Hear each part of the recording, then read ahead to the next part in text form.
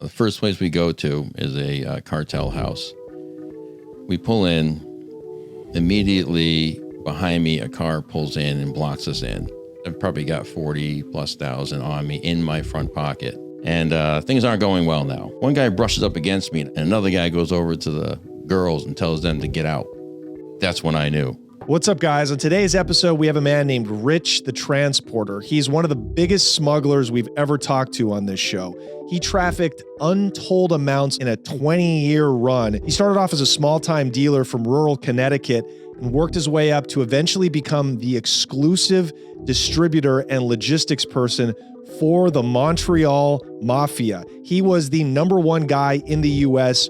for the biggest Canadian mafia. His stories are wild. He's now fully legit. He runs a successful legal transportation company, and he consults with the DEA. If you want to hear about his almost decade of informing, go over to the Patreon, patreon.com/theconnectshow. This episode will blow your mind. Let's get into it. You've got Rich the Transporter right here on The Connect with Johnny Mitchell. Now I am in charge of receiving everything coming in, collecting all the money, storing it, separating it, banking it, distributing it. I'm the transporter. That's when I see the lights behind me start to flash. And I didn't even think, I just hit it. I was driving like my life depended on it. And then I parked the car, hopped out, closed the door, and I started running. And he pulls out a burner, a shank, it's like 6 inches. And then he passes it to me. And he goes, here, that's yours. Don't ever leave the cell block without this. He was the reason I made it out of that place alive. Rich, good to see you. You have a unique episode because unlike most people who come on this show with something to plug, whether it's a book, a movie appearance, a new podcast they're starting, you are an obscure, anonymous person. Nobody knows me. Dope boy who beat the feds. You have an odyssey of a story, and you're just on here telling it for the first time. Yeah. I have the exclusive. You do. So it's my pleasure. Mine as well. Glad to be here. So tell us where you're from. Give us a quick background. Yeah, I mean, Eastern Connecticut, small little town, woods, we get sawmills and gas stations. It's pretty much the industry out there. Lots of woods, quiet, very unassuming. I'm, from a, regular, lower to middle class family, I guess, middle class. Yeah. They own homes. You grew up with your grandparents, you were telling me? I did, 9 years, did 9 years with the grandparents. Yeah. That was great. I mean, those are the first memories I ever have of my grandparents. I don't have any memories of my mother and father together, ever.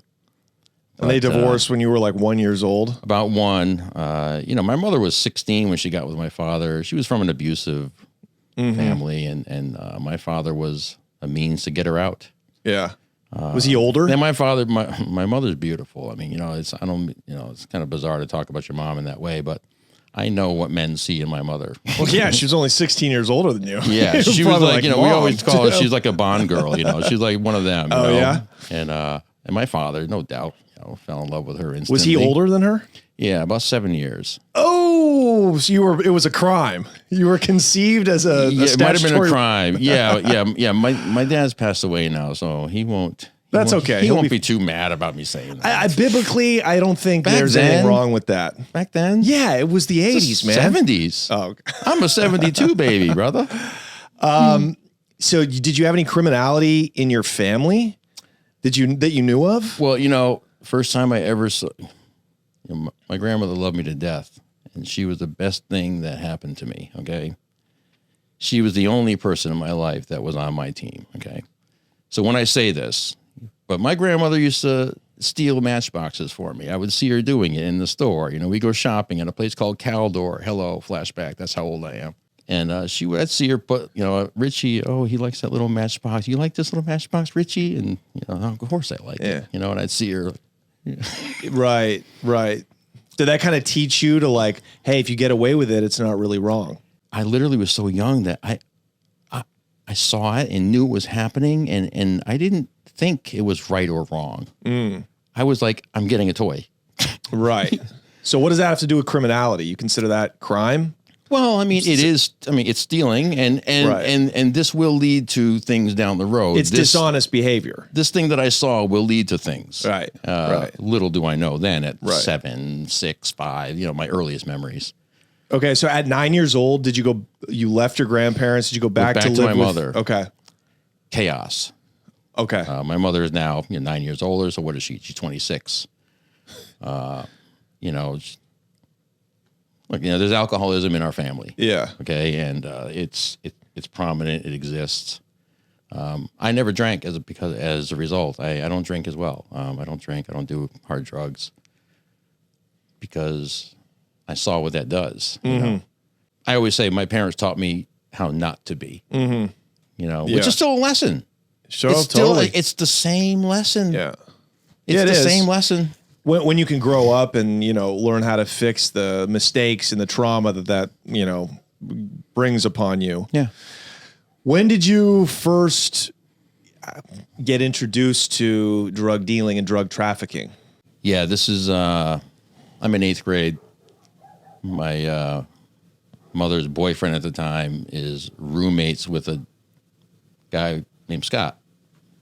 He's about 5 doors down. We're living in these condominiums outside the University of Connecticut. This is where I'm from. I start working for Scott. He has a carpet cleaning business, a legit carpet cleaning company. And he would take me on jobs, and we would stop off at places. He'd go inside people's houses and come back out. And, hey, Richie, I'll be right back. Little did I know he was dropping off below. He was, I figured this out when his best friend, Jeffrey, who I become good friends with, comes up from Miami to visit a lot. So Right. Jeffrey's cool too. Yeah. He's cool. He's brown. He's short. He was a Mr. USA at one time. Chicks loved him. You bring a short, brown, built guy into Connecticut with them girls, man. They'd lose their freaking minds, man. Of course. They've never seen that. So he was bringing up blow. Their moms would be chasing him down. Like, hey, you were out with my daughter last week. So this guy was bringing up coke for your guy in Connecticut. I'm young. I'm not putting it all together. Right. I'm not understanding coke comes from Miami, and this is Jeff just has coke. He's coming up with coke. If he was from Texas or Montana, I would think the same thing. All right. How did you know? Did you see it? Like, how did you know what was happening? Yeah. So, Scott was very influential in my life. I mean, I'm going to talk about the criminality aspect of my relationship with Scott, but Scott was very important to me. He took me to my 8th grade graduation because my mother was too busy doing something else. And he got up and cheered for me. That meant a lot. I'm an only child. I don't have brothers. I don't have sisters. I don't have a tight-knit family. Wow. And he was very important to me. So the stories I tell about Scott, it's true, obviously, but there was more to it, right? I looked up to Scott. He was like a father figure almost. Big brother figure. Yeah. Yeah, because he's 27? Yeah, and he's cool, man. He's got chicks coming in and out, man. They're video recording him. Him and Jeffrey are banging your mom. I'm kidding, of course. Well, my neighbor, his roommate was, for sure. But so you're isolated. You got no siblings. Your mom is not even parenting, really. Yeah, I'm starting to become independent now. Yeah, at a very young age. I'm 13, 14, and So it eventually came down to where I saw my first big paper bag full of cash, and I became the money counter. He would let me count money for him and organize the bills. He was a dealer, so he was getting all sorts of bills, 50s, 20s, 10s, 5s. Wow. At 14 years old. 14 years old, either in his apartment or in a hotel room. We would just go there. This is post 8th grade. I just graduated 8th grade. Yeah. Summer of 8th grade, 14. What were you doing? I don't know. What were you doing the summer before going into high school? Out Coke money. Tell you that much. You weren't doing that. No. My friends were in like fat camp or basketball camp, nice. Right? I'm in hotels and I'm getting like a close up. I never touched Coke. He never let me touch it. Right. I didn't bag it. I didn't wrap it. I didn't weigh it. But the money was my job. Do you remember how much money at a time you'd be counting up? I mean, their paper bags with just loose money. Like $5,000.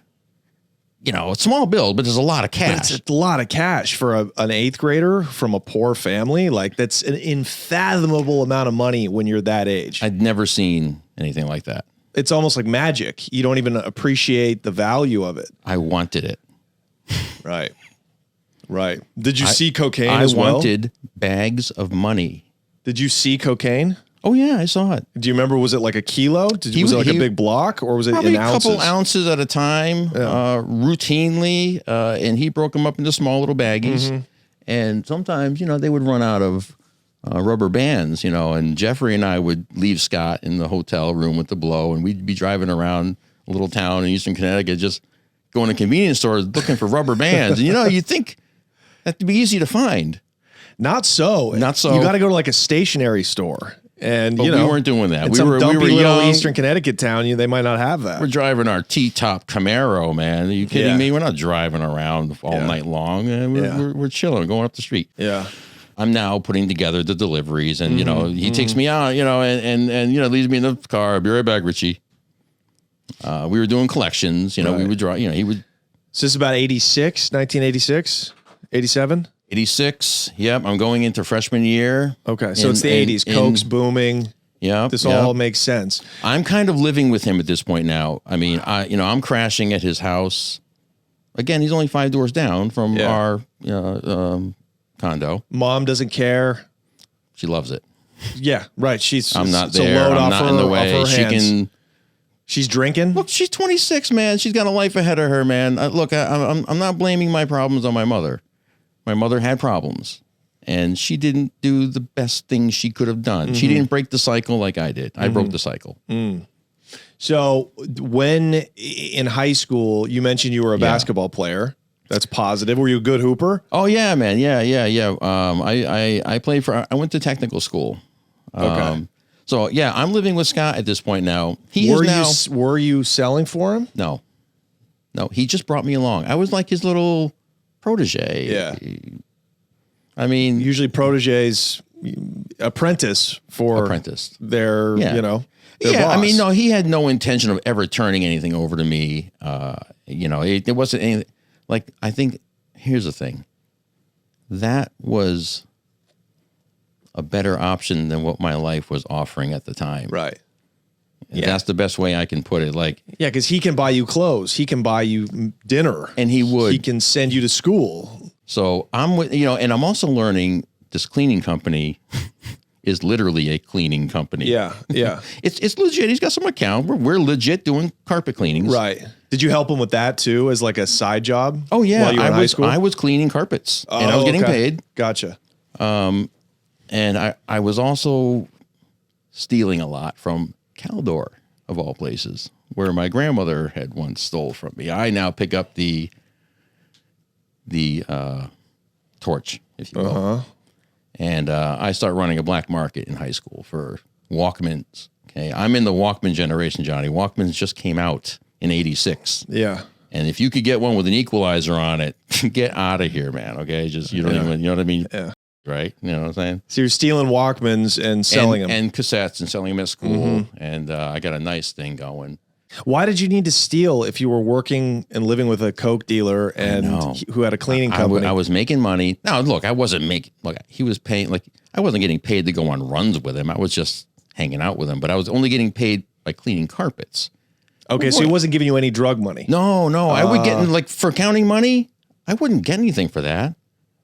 Like later in life, I wouldn't count money for free, but then I did.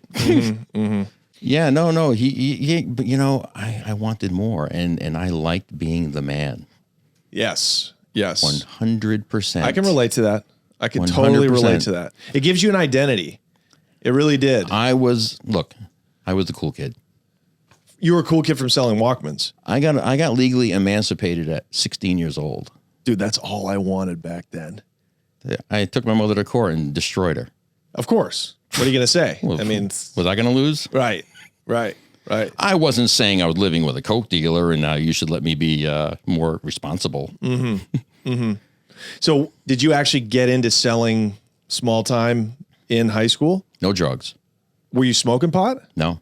Wow. So you didn't touch anything in high school? Not till after high school. Wow. I was a jock, bro. I was a basketball player. I was a starter. I was a freshman varsity player. Wow. So you were 4-year varsity? I would have been, but I got kicked out of that school. Why? And then ended up in military school and then ended up in another. Johnny, I was a new kid in school 9 out of 12 years, moving around. So you were just getting in trouble. Well, that time I got in trouble. Are you fighting? Like, what's the antisocial issue here? No. Well, because of the black market stuff. This is tech school. Tech schools don't, this isn't, you can get kicked out of tech schools for wearing. God, I would have given you a smack in the head if I was your guardian. I want to smack you now. Okay, none of this makes sense. Yet you didn't touch drugs and you didn't sell drugs. And I grew up around it. I mean, not grew up, but at this time in my life, it is. I'm going back to Scott's house after basketball practice, and there's coke and money on the table, and I got to count it. Did you want to play in college? Did you have aspirations? Were you good enough to have gone to a junior college or a D3? Who's going to say that they don't think they were good enough? Me. I wanted that. So you didn't want to grow up to be like Scott? I didn't aspire to that, but I thought it was really cool. I'm not going to even front on that and act like I didn't. Like I thought somehow he wasn't being. I knew what he was doing, and I liked it. He was a Marine. Ex-Marine. I guess. Yeah, ex-Marine. Yeah. So he sounds pretty thorough, though. He sounds like he kept a pretty tight ship around his business. Yeah, I mean, in hindsight, what I know about the business now, he didn't. He got too big too quick. Was he using his own product? Oh, most definitely. Okay, bring us to your first drug sale. You don't go to college. Okay, I'm out of high school. Graduated in 1990. I'm out of high school. A friend of mine works for a furniture company, trucking company, delivering furniture.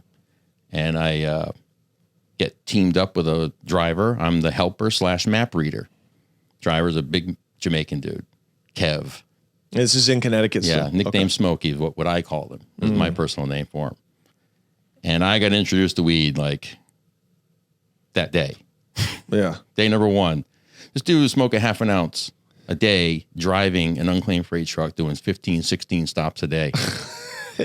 And they don't take seeds out. Yeah, those Jamaicans. Yeah, smoking Jamaican bud. Ugh. Blowing up in your face, popping. Yeah. How do they do it? What the fuck is what's the problem? Well, that weed is such that you could smoke it like a cigarette and still function. I mean, it was probably like 4% THC. Oh, Mexican Bricky. Yeah. Compresso. Yeah. We had all the names. Mexican Bricky, Compresso, commercial. But that's all there was back then. Yeah, it's Bammer, right? I mean, this is 92-ish. Right. This is Dr. Dre, the Chronic. This is Snoop Dogg. This is Cypress Hill. This is what we're into. Right. No, but that was good weed. That was West Coast weed. The East Coast. Tell us about the weed. Oh no, I'm just talking about the music at the time. This is 92. This is the time, and the good weed was out here. Weed is starting to become a popular subcultural 100%. Thing. Yeah. So what was on the East Coast at that time in the early 90s? What kind of weed classes of weed were there? That's it. Just the Mexican brickweed? Mexican. What about the Canadian Compresso kind bud? I hadn't seen any of that. I'm getting from Jamaicans in the city. Wow. That's what they're getting. Okay. My friends are paying $60 a quarter. I said to Kevin one day, he brought an ounce work with him. I go, that's a lot of weed. What does something like that even cost? He goes, $60. I said, wait a minute. A whole ounce costs $60. A quarter costs $60 30 miles down the road where I live. Right. Boom. Yeah. Ta-ting. All my friends who smoke now are going to get their weed from me. It happens within the first week of working there. Right. So we're driving along, and he just starts rolling big joints up. Between not driving and rolling, in between stops, we deliver, boop, boop, boop, roll up big joint, smoking. I'd smoke with him because I don't want to be like the white boy loser who won't smoke weed with a guy at work. I got stuck with the stiff. You know what I mean? So I instantly start off smoking like 10 joints a day. And it's completely natural for him. This is, and then they get home and then they sit in their cars in the parking lot in the hood and smoke 10 more joints, listening to music. So, and were those street dealers in Connecticut cities back then mostly Jamaican? The ones I dealt with were. Yeah. That's what I can tell you. The ones I dealt with were, I can't say that every black or brown guy. That makes sense though, because this is during the posse era still, the end of the posse era when, the big gangs from the island would come up to the Northeast and send their soldiers into the cities and start, I'm retail sure selling that drugs. I'm sure that was happening. So I was in the Jamaican section of town. Let me preface by saying that too. So I'm really only going to see that. Yeah. Cities like here, Hartford's a small city.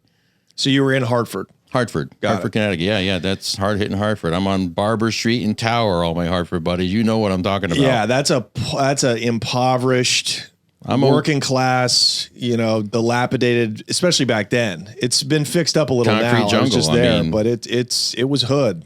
And Kev lived in a project. The big square kind of projects where everything echoes.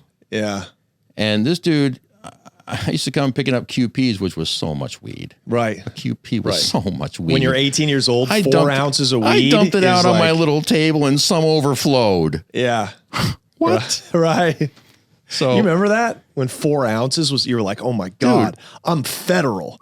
I was making 4 times on a quarter pound. I mean, $60 quarters, I'm getting $60 ounces. Right.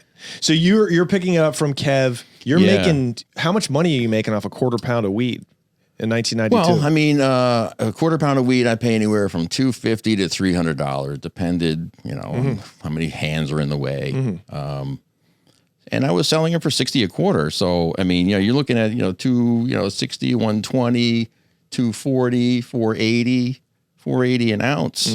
And I'm paying for a whole quarter pound, 300. Yeah. So you're tripling your money. I mean, you're making Coke level 120 an margins ounce, off a pot, which is unheard of. Yeah. So how does that progress? Yeah. So it just gets bigger. I now suddenly, look, pretty much all of my friends around me smoked. So instantly I had an instant market. Right. And anyone that they got their weed from, I took them too.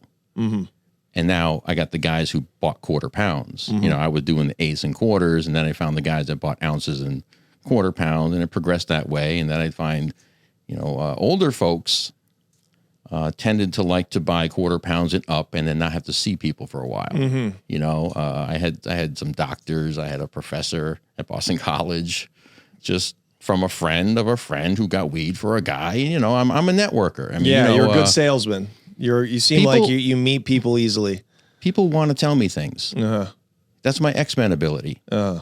I also know when people are full of shit. That's my other ability. Yeah. It progresses to about a half a pound, within, I don't know, 6 months. Where does the running come in? Like when you step up from a dealer or a supplier to a trafficker? It's probably about 4 years later. So you put in your work. You put in your time. Oh, yeah. Oh, on the no. I streets. didn't get big time till I got big time in a short period of time at the end, but I was slow and steady for many years. Yeah. And you're picking up, who's your supplier while you're, a street dealer, basically?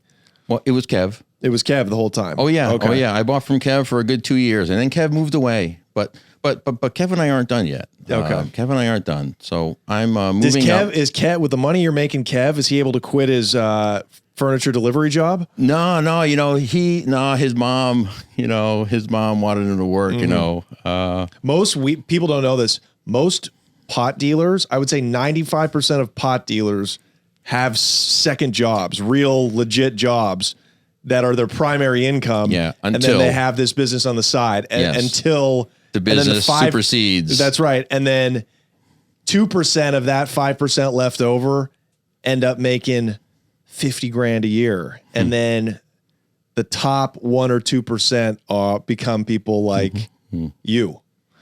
So I start getting to the point now where Kev is now becoming a bigger buyer from his guy. Okay. From his Jamaican guy who I never meet. Okay. I always meet Kev. And, I'm getting weed, Johnny, in bizarre ways. We're driving down cemeteries. You come this way, I come that way, roll your windows down. That's literally happening. I'm going in the projects. Kevin would yell out his window, "Yo, what you need?" And it echoes, it's like I'm a white guy. I'm the only white guy around for miles. I'm in a Dodge Dart. Like, get out of here. I'm driving a piece of crap living Dodge lavish. Dart. Oh, yeah. So, yeah, so now his dealer is like, "Hey, Kev, you're buying some more weed, So, let's talk about maybe getting some, he wants to give Kev more. Right. And then Kev now wants to give me more. So it it was like a win-win for everybody. I mean, really, Kev just. And you know, I never got any pushback on the quality. Nah, man. In fact, the word chronic is a 92s thing. I mean, we know about that. Kev would call the weed the chronic. I would go home and call the chronic to all the white boys, and they would go berserk. Right. So it was better because I told them what it was.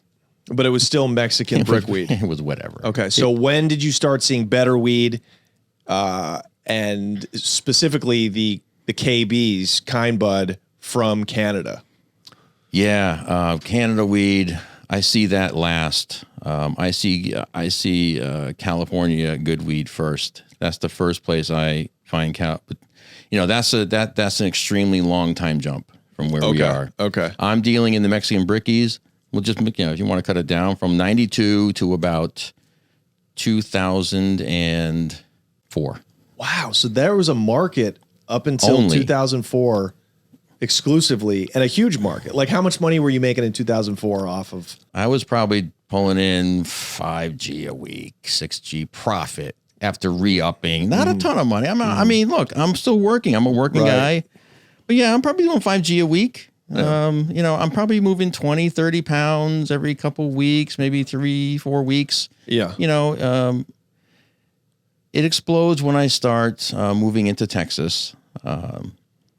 I have a friend of a friend who's a driver, and his brother's in Texas, says I can get cheap weed. And again, brickies are still happening, but I'm paying in 2004 for Mexican bricky. I'm paying at my lowest at home $1,100 a pound. Dude, this is Connecticut. We're so far behind. Yeah. For bricky, you can throw it at someone and seriously hurt them. Yeah. Seriously hurt them. Right. Build a Connecticut 2-story home with it. You can. I start going to Texas. I'm now in the car hauler game. Okay. Tell us about that. Tell us about your background in transport. Yeah, transport. I start off as a driver. I'm what they call a 4-car driver. I drive a truck that carries 4 cars. We're super original with our names. And 10-car drivers too. Guess how many cars they haul? Maybe Forget 10. it. You'd never figure it out. And these are private cars, people that want to transport their cars a long way, and so they pay the trucking company. Yes, snowbird business, we call it. Okay, gotcha.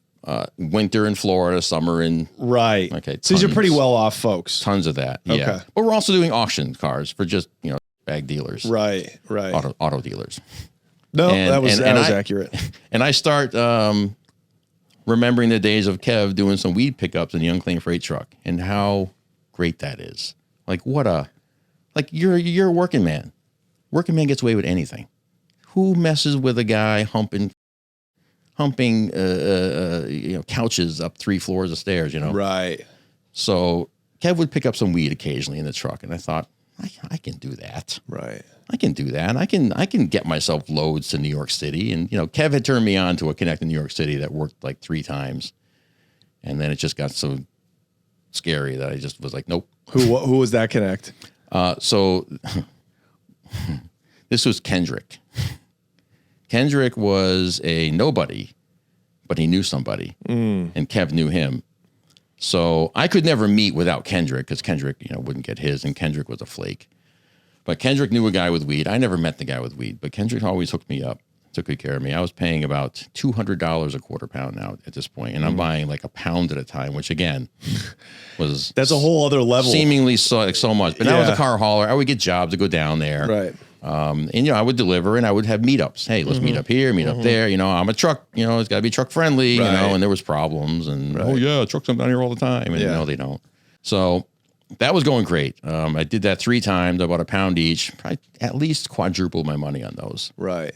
Then and again, your market is like suburban retail ounce quarter pound drug dealers in Hartford, or the Hartford area. Yeah. Well, out 30 miles outside of Hartford. You can't make money selling weed in Hartford because you're getting it so cheap. But literally 30 miles outside of Hartford, weed is 4 times as expensive. Right. You're in the sticks. In the sticks. Yeah. And there's a lot of money in the sticks. And people want to deal with a guy like me in the sticks. They don't want to go to Hartford to do what I did. Right.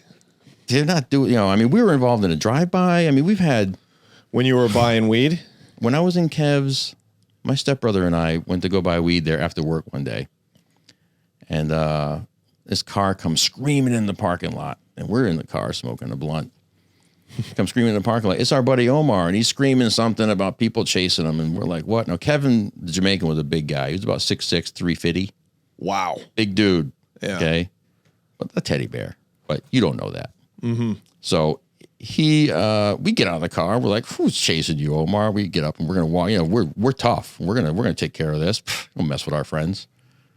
We start walking up. Car slows down. We see a gun come out, and let me tell you what, man, Superman's got nothing on the stuff I did. I mean, my stepbrother drove an old, crappy Chevy Camaro, and I don't know, man, how I dove through that window and got in that car. Wow. They never fired. I'm not trying to play like they fired, but they pointed it right at us, and they didn't have to fire to get me to run.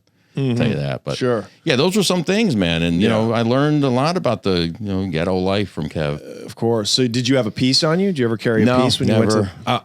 I have owned a gun before. I bought a hot gun. Yeah.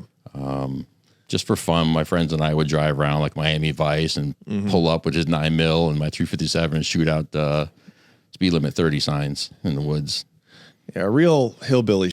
Oh, absolutely. I mean, we'd literally be like, okay, this is embarrassing, but we would literally, my buddy had a 280Z with T-tops, and we would drive around with our guns, and we would like hit the E-brake and be like, and then get out, and deafen ourselves in each ear because we're too stupid to know you don't stand on the side. Oh yeah, we're shooting signs. We're shooting at them in the middle of the night. No, it was insane. Yeah. It was Connecticut. Stupid. That is, you guys are Northern Hicks. Boston Hollow. Let me tell you something even crazier. No, it ended up being really close to a specific agent that I know's house. Asian? Agent. Oh, like Federal a DEA agent. Wow. I would learn this later. And I would hear stories of him telling stories of these things. Wow. Okay, so it sounds like now, creeping up on the late 90s, you're a guy, young man, making good money, but you're not rich. No. You've got a good side hustle, and your legit job is driving for this car hauling company. Correct. I'm a driver. I move up in the biz. I become dispatcher. Right. Okay. So now perhaps you can imagine a scenario in which I'm no longer driving a truck to New York to get weed. I may have a driver doing those things for me now. But I got to recruit this driver. Right. Right. Those things would happen probably a dozen times. Okay. I had a couple black drivers that loved doing New York City work. They loved the city because they knew it. So they didn't mind taking a tractor trailer into the city. Most tractor trailer into New York City? Yes. Wow. Yeah. Well, we were car haulers. I'm now in control of all the car haulers. 2 cars, 4 cars, 6 cars. 10 cars. The 10 cars are the stretches. Wow. The big. So you would actually be in charge. You would hire drivers as a dispatcher to go pick up bud in New York City. Yes, I would pay them money to, hey, when you're down picking up at MPG, which is a lot that ships cars, Audis at the time, Audis and Volkswagens were coming into the Newark port, and we had the contract to bring them out to the said dealerships right in my area. Oh, I see. So it was super easy to throw a duffel bag or a little backpack into a trunk of one of the 10 cars. So how did you reach scale? So now this is all building to something. Yeah, Houston. Okay. Houston. I follow up the lead from one of my drivers. My lead driver, my first driver I ever hired, who we became tight. And his brother introduced me to, I'm in North Houston, by the way. Ghetto. This is like Hartford, but times 10. My driver's brother not in the weed game, but his neighbor, Johnny, is. Gold Tooth Johnny. So I meet Johnny. I pull into the place for us. It's great. All the kids are playing. Sounds, man. There's people talking. I pulled in my rental Mustang and get out of the car, and the place goes like silent because I'm a narc. I mean, I'm a clean-cut white guy. I'm a narc. Everybody shut up, and Clarence comes out, hey, Richie, and everyone's like, oh, okay, all right, cool. And they go, took a little time to get used to that, but Gold Tooth Johnny, man, he knows Mexicans. So I'm being tantalized with $600 pounds of Mexican Bricky. And when you were paying in Connecticut, 11. now 11. 11's the cheapest I ever got in Connecticut for so weight. You 20, just cut 30. Out 2 people right there. 2 people. All I had to do was travel 1,734 miles to get it. Wow. Exactly. And how much cash do you have now to re-up? Because now you got the connect, but now you need buy money. Well, that type of discount, man, my first purchase was 60 pounds. Wow. I'm in Houston. I'm being driven around to the Mexicans. The first place we go to is a cartel house. We pull in. Immediately behind me, a car pulls in and blocks us in.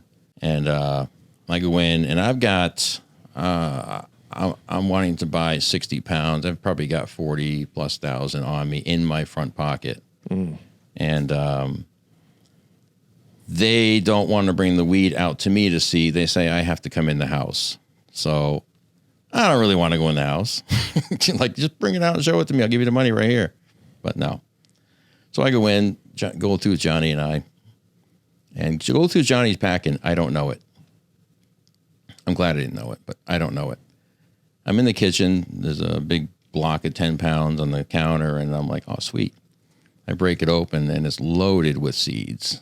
Loaded. And I can't. Can't move that. Yeah. So I'm in their house telling them, I can't do this. I think I literally said something like, I'll get like beat up if I bring this home. You know, trying to be funny. You know, I'm a talker. I'm a communicator. And this is what saves my life or saves me from getting robbed. So the mood changes when I'm not buying the weed. Everybody's smiling when I walk in the door. And then when I say no, the frowns start showing up. And there's probably 10 men. There's 6-ish women in a living room that I can see through a cutout in the wall. We're in the kitchen. And you're in the ghetto. Oh yeah, North Houston. Yeah, Mexican ghetto. Yeah. And I'm blocked in, and I'm here. I'm here. This is happening. And things aren't going well now. I'm not taking it. And I'm like, look, man, I want to come back every month. Like, I want to let them know, hey, don't rob me now. I'm going to come back every month, and we're going to make a lot of money. Yeah. Like, this is what I do. One guy brushes up against me, and I feel him rub my cash in my pocket. And another guy goes over to the girls and tells them to get out. That's when I knew. I'm picturing Ethan Hawke in Training Day right now. Well, get that bathtub clean. Okay, I know what scene you're talking about. And when I saw that, it gave me chills because they literally did that. And the women got up and went. And now hey guys, you know, look, here's all you got to do. Take this back to the guy and say, got any other stuff? And then bring that. Yeah, I'll be back in an hour. Call me, no problem. And I start walking out the door backwards because I'm not going to turn my back, you know. I'm not. And I remember when I got out that door, because, you know, silence is scary. And they weren't talking. Are these Chicanos or Mexicans? Like everybody's speaking Spanish? They're little brown Are they dudes. speaking Spanish? Yes. Okay. One of them, the first guy I encounter, appears to speak some English. But as soon as I say I'm not taking it, it gets quiet and it gets a little, you know, tense. So I'm walking out the door. And I remember specifically just thinking, where could I run from here? Like, but they let me out and I'm walking back to the car and it's like that's, you know, it's like that old saying, you know, it was like 10 feet, felt like a mile. We get in the car, guy gets in that pickup truck behind me, unblocks us, and we pull out of there. My heart's racing a mile a minute. My legs are like numb. You know, I don't even know how I'm walking really to get to the car so we get no weed and I'm flustered. I'm like, we got to do something else. Okay, I got another Mexican house we can go to. And I'm like, nah, man, no. We got to figure something out. So, but I need weed. Can't go home without weed. Indeed, no. We drive around, and this is when the ramping up happens. I meet Shorty. Also a Mexican guy? Nope. Black guy. But he's pretty tight with the Mexicans. He's got a good gig. He gets from a guy who gets over the border, and he only deals in tons, I'm told. Right. And, dude, I'm not aware of tons of weed. I believe it. I'm sure it exists somewhere, but I hadn't seen a ton of weed. That's 2,000 pounds. It's daily. We show up. Shorty doesn't want to meet me in person. They're scared. I'm a white guy. Johnny goes in. Shorty does come out at the end when we've already packed everything up and says, hey, come back. let's do this again. So I'm kind of feeling pretty good about that, you know? So I got my 60 pounds now. Pack it up in the truck. Get the hell out of there, man. And you were able to get that for 600? Yeah, the shorty stuff was 600, which was actually, like I said, as I found out later, my next time in Houston. Okay, so were you able to cut out Gold Tooth Johnny and deal directly with Shorty? And then how I did that? And were you ever able to cut out Shorty and deal directly with the Mexicans? No. Okay, so you never. I didn't want to get cut out with Shorty. Okay. Shorty is important to me later. Okay, so great. So how do we get 60 joints from Houston all the way up to Connecticut? Yeah, I mean car hauling. So so my driver at this point is no longer working for United Road, which is the company I was working. Oh wow! Shout out United Road. Hello, wow, United Road. They're so big around here too. Like, hello, everybody. Loved United Road. They afforded me many great things. And so you're dispatching for United Road. Yes, but my driver isn't working for them. He just picked up a job with some car hauler company out of Houston. Okay. So he's doing runs pretty much and my driver lived in Maine. Let's just call it out like that. Okay, but how did you send him specifically? Is this a guy you knew? Yes, he used to work for me. Okay. He was one of my runners when he used to work for my company. Okay. Now he's quit that company because he got fired. I didn't fire him. One of my other managers fired him. Okay. So I would coordinate with him. Hey, when you going back to Houston? Because when you go back to Houston, I need you to take 40 grand down. I think it was actually 40 grand. Okay. They had to have some spending cash. I remember that. I need you to take 40 grand down to Houston. I'll fly down there. I'll meet you. I'm going to go meet your brother and we're going to do the thing and whatever. He goes down there with the money. I fly down and pick up Gold Tooth Johnny. And he starts taking me around to Mexicans to buy from. Oh, so he took you to his Connect. Yeah. Wow. And let me explain a little bit about the Mexican-black relationship in Houston at the time. Mexicans don't like to sell weight to blacks for cheap. If you're a black man and you want to buy 10 pounds, you're going to pay 3 times what I'm going to pay. Yeah. So I could literally buy weed that Johnny couldn't. It's crazy. And Johnny's introducing me. Yeah. But Johnny's making 200, I find out, on these pounds. So they're really 400. Just as like a referral fee. Which I'm glad to pay. Yeah. 600 is still a home run from 11. Right. So, yeah, my driver, Steve, is working in Houston. So he's now reloading. He's getting redispatched. And okay, so how do you take, I'm sorry to cut you off. No. How do you fit 60 pounds in, like how many cars are you taking on that, on the hauler? Well, I mean, 10 cars. 10 cars. Yeah, I mean, 60 pounds in bricks are only like 3 bricks about this big. A 20-pound brick is like... Right. So we've talked about this before. Compresso. We've talked about this as one of the, probably the most surefire ways to move drugs across the country is in cars, private cars. 100%. Yeah, so you've got the I did that so much. And if you get pulled over, your driver gets pulled over. So He's much just an plausible employee. deniability. There's so much, right? 2 levels. 2 levels of deniability. 2 levels. A, 2 levels. These aren't my cars. These private individuals registered their cars. They said there was nothing illegal in them. Like, give us that. And then the plausible deniability of the owner of the actual car. When you go after them, hey, I didn't put that in my car. Someone must have done it. Right. There's like 3 levels. Right. And then there's me. That's a whole nother level. That's right. Like then there's me who doesn't exist. So it's got to go from the private owner of the car to the owner of the company to the driver all the way to get to you. No way it's going to happen. There's no way that's happening. So, I mean, unless my driver talks. Everybody snitches. But who talks? Nobody snitches. No. In this game, there's no snitches. No. 0. So did you, okay, so so your driver decides how many bricks go in each car? Well, I mean, I'm pretty much, it doesn't matter which car. I mean, it's just a big duffel bag. Do you put them all in one car? One big giant duffel bag. I have a hockey bag. Got it. Hockey bag can fit like a human body in it. Right. Okay, you're familiar with a hockey bag. They're huge. And Mexican brick pounds look like kilos. They came in 20-pound bricks. Oh, so I had 3 20-pound bricks. Okay. Wow. They were probably stood about, that tall. Yeah. Stacked on top of each other, about that big around. Pretty square. And this is nice stuff. This isn't bad. Not really seedy, pretty fluffy. I'm happy with the first purchase. I'm going to kill it. Yeah. So, we loaded up into whatever random car, but I always want it on the head rack. As high up and the hardest place to get to is the head rack car. You're climbing ladders or you're scooting little catwalks to get to it. And also, dogs don't smell up very well. There's a tip for everybody. Dogs smell out and down. Oh, wow. Boom. So you get it on the highest rack, pushed in, right? You don't want to have it be on the car at the very end. The last one that could be inspected. Right. You know, you're gonna sift through 9 cars before you get to that one. Yeah. So did you ever have, if you're gonna get me, you have to know. You have to know. Exactly. You have to know. Did you ever have any problems on the highway? Never. Wow. So the other backstory is all these trucks that I'm dispatching legit, just legit. Yeah. Hey, Johnny, go pick up those cars and bring them to Kansas City. I'm not getting a lot of stories about truckers getting pulled over and searched. In fact, I can't remember one. And I dispatch hundreds of trucks. At this point, the little company I work for, we became corporate. We became, you know, as we said before, United Road was huge. We were the largest transportation company in the auto industry for a while. And then they split in 2 and became even bigger. Yeah.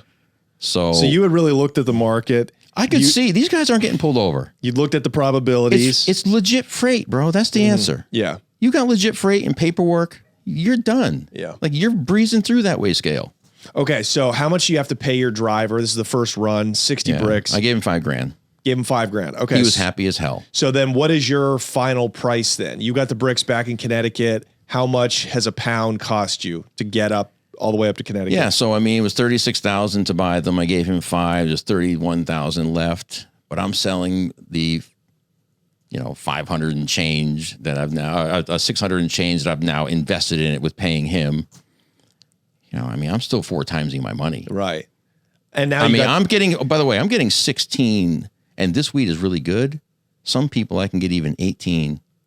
So I'm getting 1,600 at the time for the $600 pounds out of Houston. Wow. Yeah. Okay, so now does your clientele explode because you've got the wholesale price now? Are you able to then... I just brought 60 pounds in for the first time. Right. Like it took me 10 trips to get 60 pounds with Kev. Right. 10, 15 trips. Yeah. I was never buying pounds from Kev. It was quarter pounds. How long does it take you to get rid of the 60 pounds? I think they were gone in less than 30 days. Okay. Now I put some out on consignment. Look, when you get that kind of weight and your guys are used to a quarter pound or a pound, and then you dump them 2 pounds on them, I say, pay me for the pound and then take the second one for no money down. I'll see you in a couple of weeks. Yeah. And that worked great. I mean, look, all these people, I don't have any strangers. I'm not soliciting people. I don't get that kind of business. Everybody that I sell to, I either got weed from and smoked myself after the Kev days. Not every single joint I ever smoked came from Kev. Of course, I bought weed from other places and people. That's how I would meet people to take over. Yeah. So were you able now with this, because now you're the man. There's nobody higher than you unless a Mexican takes it up himself. Are you able to consolidate your list of workers? Like, are you able to weed people out that really aren't very good earners and say, okay, I'm going to just take 4 of my best guys, drop all the work on them, let them build up their bank rolls. And now, I got less transactions. Man, if we were talking and hanging out back then, you might have convinced me to do things that way. But I was hands-on. Yeah. And I liked being hands-on. What about the heat? I'm from a rural area, man. I grew up there my whole life. Yeah. Me driving down the streets in my neighborhood, there's no worries. Not to mention, I'm a white guy. Who's pulling me over? What am I doing wrong? I got registered cars. I've got clean record. Some of the, I never really got caught for any of the burglary stuff and the thievery stuff. I never got caught for that legit, other than my school. And they didn't turn me in; they just kicked me out. So I don't have a police record. Yeah. So things are clocking now. So you moved 60 I still have small pounds. clientele and big. Oh wow! I'm still keeping the small guys because they're my friends. They're my friends. So you're busy now. My friends aren't selling weed for me. Yeah. My friends are consuming it. Right. The people I took from them, the suppliers that either sold me weed or sold them weed, they're the ones selling for me. My friend didn't join me on this. None of my friends joined me. So you know on what I would do journey. back then? If I had, once I moved up to supplying the wholesalers, when I was at that level, if my friends needed weed to smoke, I would refer them to my workers. Like I tried to give them as much business as I could. Yeah. So I got to take a step back. That makes sense, but I'm super social. Yeah. And I'm also, Johnny, I'm an only child. Friendships to me are a little bit different. Are you an only child? No. Okay. You have no idea. No, I don't. Because you have someone you can call that I that have can love relate. in my life. So, I'm sorry. about that. so I'm an only child, and friendship is important. I told you I got emancipated. I didn't have to stay in high school. I wrote my own sick notes. I won't be in today. Yeah. But I didn't do that. I didn't write my own sick notes and say I won't be in today, but I could. Yeah. 'Cause my friends are in school. Yeah, right. Of course. What am I going to hang out and watch, Wheel of Fortune or whatever is on at noon in the middle of the day, Yeah, totally. Okay. So do you keep the job, you move these 60 pounds, Nothing really changes you've for me, got but a I'm getting a whole load of weed. load of cash. How does this become, 4 times as big as it is now?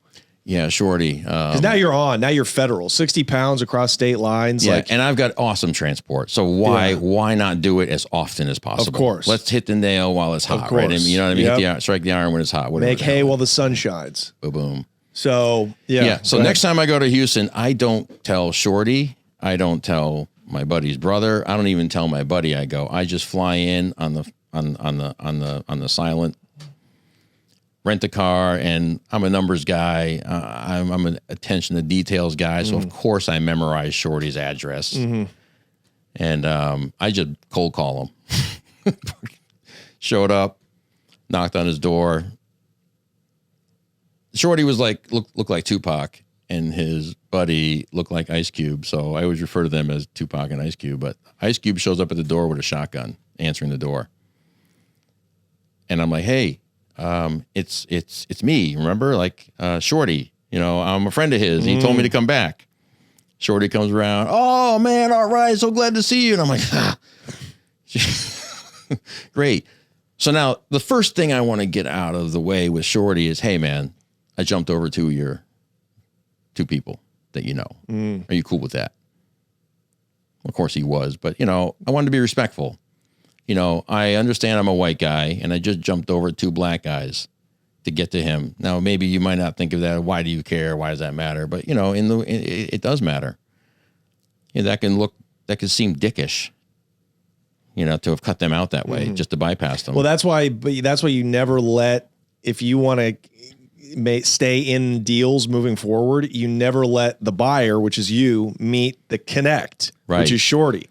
But here's the thing, right? The people I'm dealing with aren't exactly Class A citizens, so Shorty won't trust them to take his pounds and sell them to me so that I don't meet him. Of course. That's why when you have the bankroll, there's nothing you can do. Shorty wants the guy with the money. Shorty wants the bankroll guy. Exactly. The clean guy who comes in, pays cash, is gone in 45, 50 minutes. Right.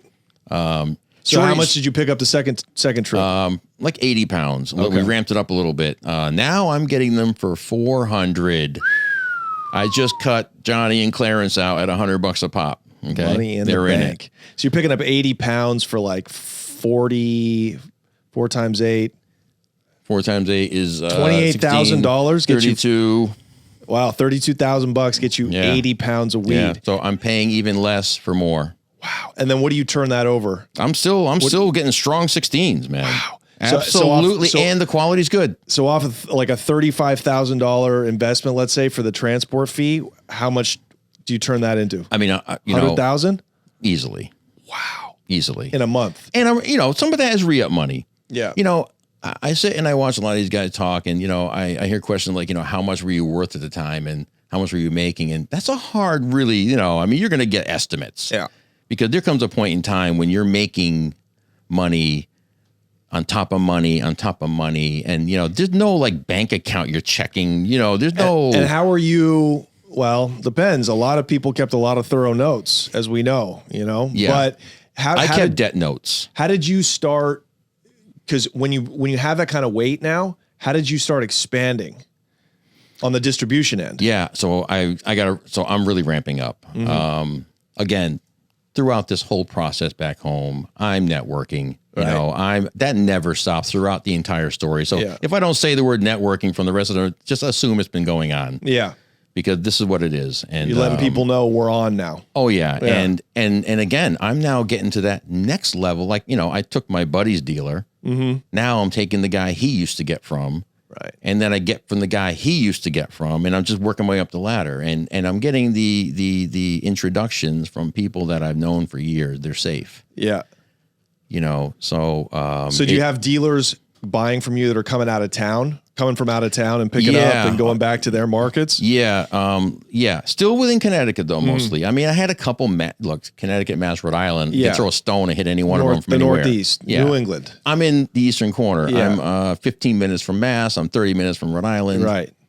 So yeah, there's a few out of towners. That professor I had was in Boston College professor. And was he moving work for you? Was he actually picking up weight? No, he was a quarter pound. Only about So quarter you were pounds. still selling small bags, and even off of 80 pounds? I was still selling eighths to my friends. Jesus. So you just wanted all the money, Rich. Well, you wanted but again, these are my friends. I wasn't selling eighths. I wasn't, my dealer, my top guys weren't buying eighths from me, but my buddy, my best friends from high school. You had a client list longer than my mother's. Long. It was. I had a phone that you had to scroll. Wow. Wow. So you always had money out and coming in. Yeah, always had money out, man. Okay. Again, that's another hard task when you have to talk about the kind of money you make, because, you know, the money that's out there, you always have money out there. There's not a dealer in the world that says he's got zero money owed to him. Okay. So how do we level up? California. Okay. I mean, California is happening, you know, networking. What does that mean? Well, networking's going on. I'm hearing of a guy, hey, there's supposedly some, guy that gets the weed from Cali, you know, this is what he's getting. These are the prices. So I'm like, I have a friend in Cali, the very friend that dropped me off here today. I said, hey, man, who do you know? You're in California. You're surrounded by Mexicans. Who do you know? Again, we're still talking Mexican Bricky, okay? A few weeks later, I get a phone call back, and he says, hey, I got a guy. Come on out. I come on out, and I meet another Mexican out here now. In L.A.? Right in California. A little town called Paramount. Yeah. He's not there anymore, so I don't Close to mind saying here. it. Yep. And this is one of the most epic car hauler experiences. So I plan a trip. But I got to get money out here. You know, I got to truck the money out. I can't fly in this trip. So I have now infiltrated I'm no longer with United Road. Okay. We separate in 2006. I infiltrate the trucking company that my driver, I told you, quit my place and went to work for a Houston company. Okay. What does that mean, infiltrate? I get them to hire me. Okay. I become an employee to dispatch their trucks for my purposes. I see. So my driver's working for him. My driver says, hey, I know a really good dispatcher. You guys should check him out. He's a hot shot up in Connecticut. He can dispatch from Connecticut. He don't even have to be here. Yeah. I fly to Houston, meet the guy, set the deal up. I blow him away. I save his IFTA license. He didn't report for like 3 years. I fudged it and faked it for 3 years, got him out. And you've got a good resume. Oh, yeah, dude, I'm the man. Spotless record, and you're moving hundreds of pounds a month. Yeah, I'm the transporter. Yeah. You're Rich the Transporter. And I'm the transporter in legit freight. Yeah. In the car hauling, I am somebody, was somebody. But at that time, I am somebody. I mean, I've been paid to go on interviews. How do you get the re-up money, the cash? Say you're buying 100 pounds at $400 a piece. It's 40 grand. How do you get 40 grand in cash? Not a bunch of cash, but too much to take on a plane. How do you get it from Connecticut to the buyer? From the guy I'm buying from. The seller. The seller. Of trucks. Trucks. Yeah. Okay, but that's what I mean. Which truck? It's the car haulers. Okay, so you take I'm booking freight. So you take an empty car hauler. Yeah, I'm in charge of an empty car hauler. My job is to legit load this car hauler with freight. Right. My friend is a driver. Company doesn't know Steve is my friend. Right. Steve refers me. I know a guy, but certainly we're not friends. I know him. I get the job. Right. Steve is my friend. Okay. I'm now booking cars on the East Coast that have to go to California, their final destination. And I'm in an enclosed car hauler. We're only hauling high end. Right. You know, we're picking up all on the East Coast, New York, Bentley, picking up Jaguars, Corvettes. Okay, so your driver is your friend. Yep. I'm dispatching him. You will dispatch him all over the Eastern Seaboard to pick up luxury cars and send them to Cali. And then he'll meet me. But he's got the money. The whole time. Yep. I have like a fire safe. Yeah. So yeah, I mean, the freight's going out. You know, money didn't even have to go in the cars. I mean, you could all the firebox is that big. You put it under the bed. Sure. Again, if your paperwork's right, your logbook's right. You know, we knew in the time the truck leaving Connecticut, 6 a.m. You must leave my area at 6 a.m. Because when you leave at 6 a.m., you miss weigh scales. You only have to cross 2. Denver, which is 24-hour, and Utah, which is 24-hour. You have to hit those 2. Right. But I can drive across the country and not hit 1 till Denver. So you as a dispatcher know where the truck stop weigh stations are. We have apps for it. How do you get around that? How do you get around that if you've got an extra 100 pounds on your haul, right? So Yeah, you've got that all won't the put you cars on overweight if that's what you're getting at. That won't put you overweight. No. What triggers like a red flag, like a secondary search? If your paperwork's not right. And there's a which problem with the means driver. Well, like bill of ladings. Where did you pick up these cars? Where are they going? Right. There must be bill of lading is you have to carry it as a driver. It's a requirement. It's not an option. Yeah. Yeah. Gotcha. So you have to show this. And when you show this and everything checks out and your driver's medical card is correct, his license isn't suspended, he's got no violations, his logbook is right. It's He's just like not overweight. Yeah. What's the problem? Right. Exactly. Okay. So this is almost foolproof. So tell us about Cali. Yeah, Cali, man. I mean, so I meet up with my Mexican Connect out here, and I'm getting 60 pounds, starting off small because I don't, first time. And it shows up in 20-pound increments over the course of like 5 hours. And you're just waiting there? Yeah. Now, look, apparently the cartel will never put a full load in the car. I'm sure you've heard this. You have to have heard this. I mean, they don't like to deliver full loads in one shot. They'll send 3 cars with 20 pounds. If you're buying 60 pounds, they'll send 3 cars with 20. And they'll come at various times. They won't be in a row. Right. It's the same as having them all in the same car. Right, right.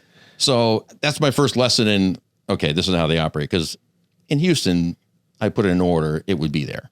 Right. So now we got to get back to the East Coast. So we finished the deliveries in the cars that we had on up San Francisco and so on and so forth. And then I get a straight load of Land Rovers out of Riverside, California, going to Rhode Island.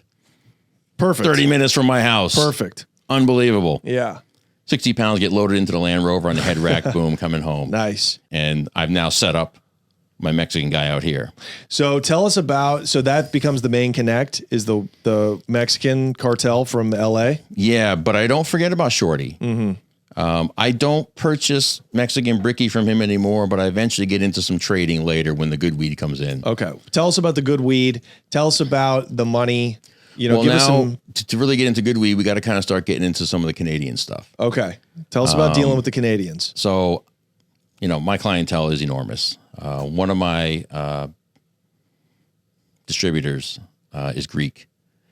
He knows a Greek from Montreal. He says, you got to meet this guy. I'm house sitting at my neighbor's house next week.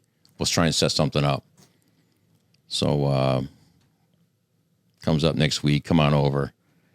I get there, and there sits Nikki. I meet Nikki for the first time.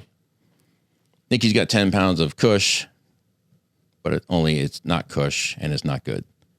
Because I'm an expert, man. I'm a weed guy, man. I'm into my weed, right? I know what good weed is. I'm just not moving it yet because it's too damn expensive around the East Coast. There ain't no money making. There ain't no money making. So there was no market for the really high end stuff, even in 2006. And my Bricky people were pushing back on new weed. They wanted the same old, as safe is what we've been used to. Right. And my clientele was older than me. You know, I tended to hang out with people 15 to more years older than me. They were my people. So I meet Nikki, and we're talking, and he's trying to push these pounds on me, and I don't want them. But he keeps telling me, you're not leaving here without them. And I'm like, okay. He comes down so low on the price that I have to take him. Yeah. And he doesn't want the money right away. And he says, hey, I got this chick in California. We should maybe talk again about something going on in California. I know a girl who's hooked up. Now, all I know from him, he's from Montreal. All I know. Greek from Montreal. So I sell his weed. Now I got his money. And we exchange numbers. Yeah. Now we're in contact. Yeah. And my other Greek buddy, he's not in the middle. He makes an introduction. He Right. understands how it goes. He's a distributor. He ain't looking to make 100, Yeah. So now Nikki and I talk. I got the money for him. I show up, and I got it right. Right. It's correct. It's when I said it was going to be, probably sooner. And he goes, let's go to California. And I'm like, okay. He knows I have trucking. Obviously, my Greek buddy had told him about me. Right. He's not meeting me just in a random, it's not a random, Right. These two probably conspired to, hey, man, let me talk to this guy. He's got transport. So, I got transport, and he was interested in getting his money out to Cali. And in kind of payment for that, he would bring me along to meet his connect. Who was his connect? Athena. She lives in California, and she knows everybody. But he also knows a guy from Long Island who now lives in California, and he knows guys too. But he's talking to me about Athena. I think I took 120,000 of my money, and he probably took 60 or 80. He definitely took less than me. And I package it up, get it shipped, book another load of cars. Money's going out. A couple of days later, I fly. We fly separately. He shows up a day before me. He's at Athena's house. I land, gives me directions. I go. So we go in. We start planning. Hey, so what are we doing? I got transport. You got the weed. Let's start getting it going. She hooks us up. What kind of weed is it? So she hooks us up with OG indoor, which is the god. Right. The god. We're still paying in LA in 2000 and change, 2,600 for indoor pounds. Right. And that's the best price. That's a wholesale price. And you can't buy 50 or 100 pounds of OG. No, you get like 10 of those. And you got to see like 3 guys to get 10. Right. And you got to see 3. Out of those 3 guys, 2 of them are shady. That's right. Exactly. And that's get 10 pounds. And that's how the market was. There was no in between. It was either Mexican brick weed for $400 or the highest quality indoor fire. Looks like a different thing. Doesn't even look like this plant. I smoke Mexico, OG to this and day. that was like it's $3,000 a pound wholesale. Yes. Retail would go for $6,000. Yep. So you picked up from her. Yeah. We ended up with 15 pounds in total of that. But then now we go to meet the New York Connect, Ronnie. Ronnie is Nikki's friend who lives out here now. So we're going to go up there, and we're looking to buy 80 pounds. We have enough money to buy 80 pounds because we're hearing we can get $1,400 pounds of Northern California delivered to Simi Valley. Wow. Well, an hour and a half, 2-hour ride from Tunghunga, if I'm not mistaken, somewhere around there. We get right off the highway, man. We meet at a plaza with a Chili's in it, a couple of Mexican restaurants. And the deal was no one takes my money and it leaves my site. I need money and product in the same room. Are you clear? 3 days earlier, 5 days earlier. Are you clear? Oh, yeah. Are you clear? Oh, yeah. So we get there and he wasn't so clear. It was, I need to take your $140,000, whatever the hell it was, $140,000 down the street for a little while. And then I'll come back. I look at Nick and I say, nope, not doing it. Ronnie goes, whoa. And, you can see his face because he stands to make a lot of money on this. And I'm watching this cocktail of like confusion go on his face where he's just like, what do I do? I can't let this blow up. So he starts off, how about my license, man? I'll give you my license. Your license. Yeah, it's a tough thing. Your license for $140,000. Your license. Yeah, I'm going to really be able to get you with this. He finally takes Nick aside, has a little conversation with him, and then Ronnie drives off. And Nick tells me he's going to get his 5-year-old daughter. He's going to go bring her here for us to hold on to so that he knows he's serious and he's not, so that we know he's not going to rip him off. And I remember looking, we're in a Chili's parking lot, man. I rented a Caddy DeVille. If it wasn't creepy enough, I got a 5-year-old in my back seat. That I got to play hide and seek with and little games on my phone. And I'm trying to make her so comfortable. And she's like, where's my daddy?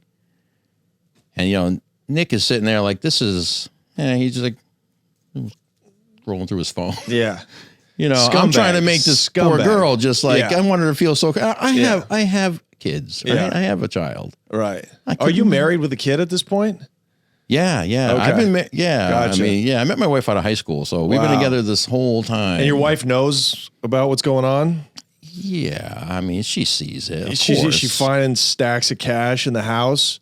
Well, she loves that. You know, Yeah. she loves, how much money can I spend today? Right. She loves that. Right. Of course. Right. Who doesn't? So, and where are you, what are you doing with the money? Like, how are you keeping on your end in Connecticut? How are you keeping yourself safe? Do you have stash houses where you keep the product? Do you have? I'm going to get there in about 2 weeks from this story right here. Okay. It's going to explode Okay. from here. And I'm in stratosphere and I'm so busy now. How many pounds a month are you moving?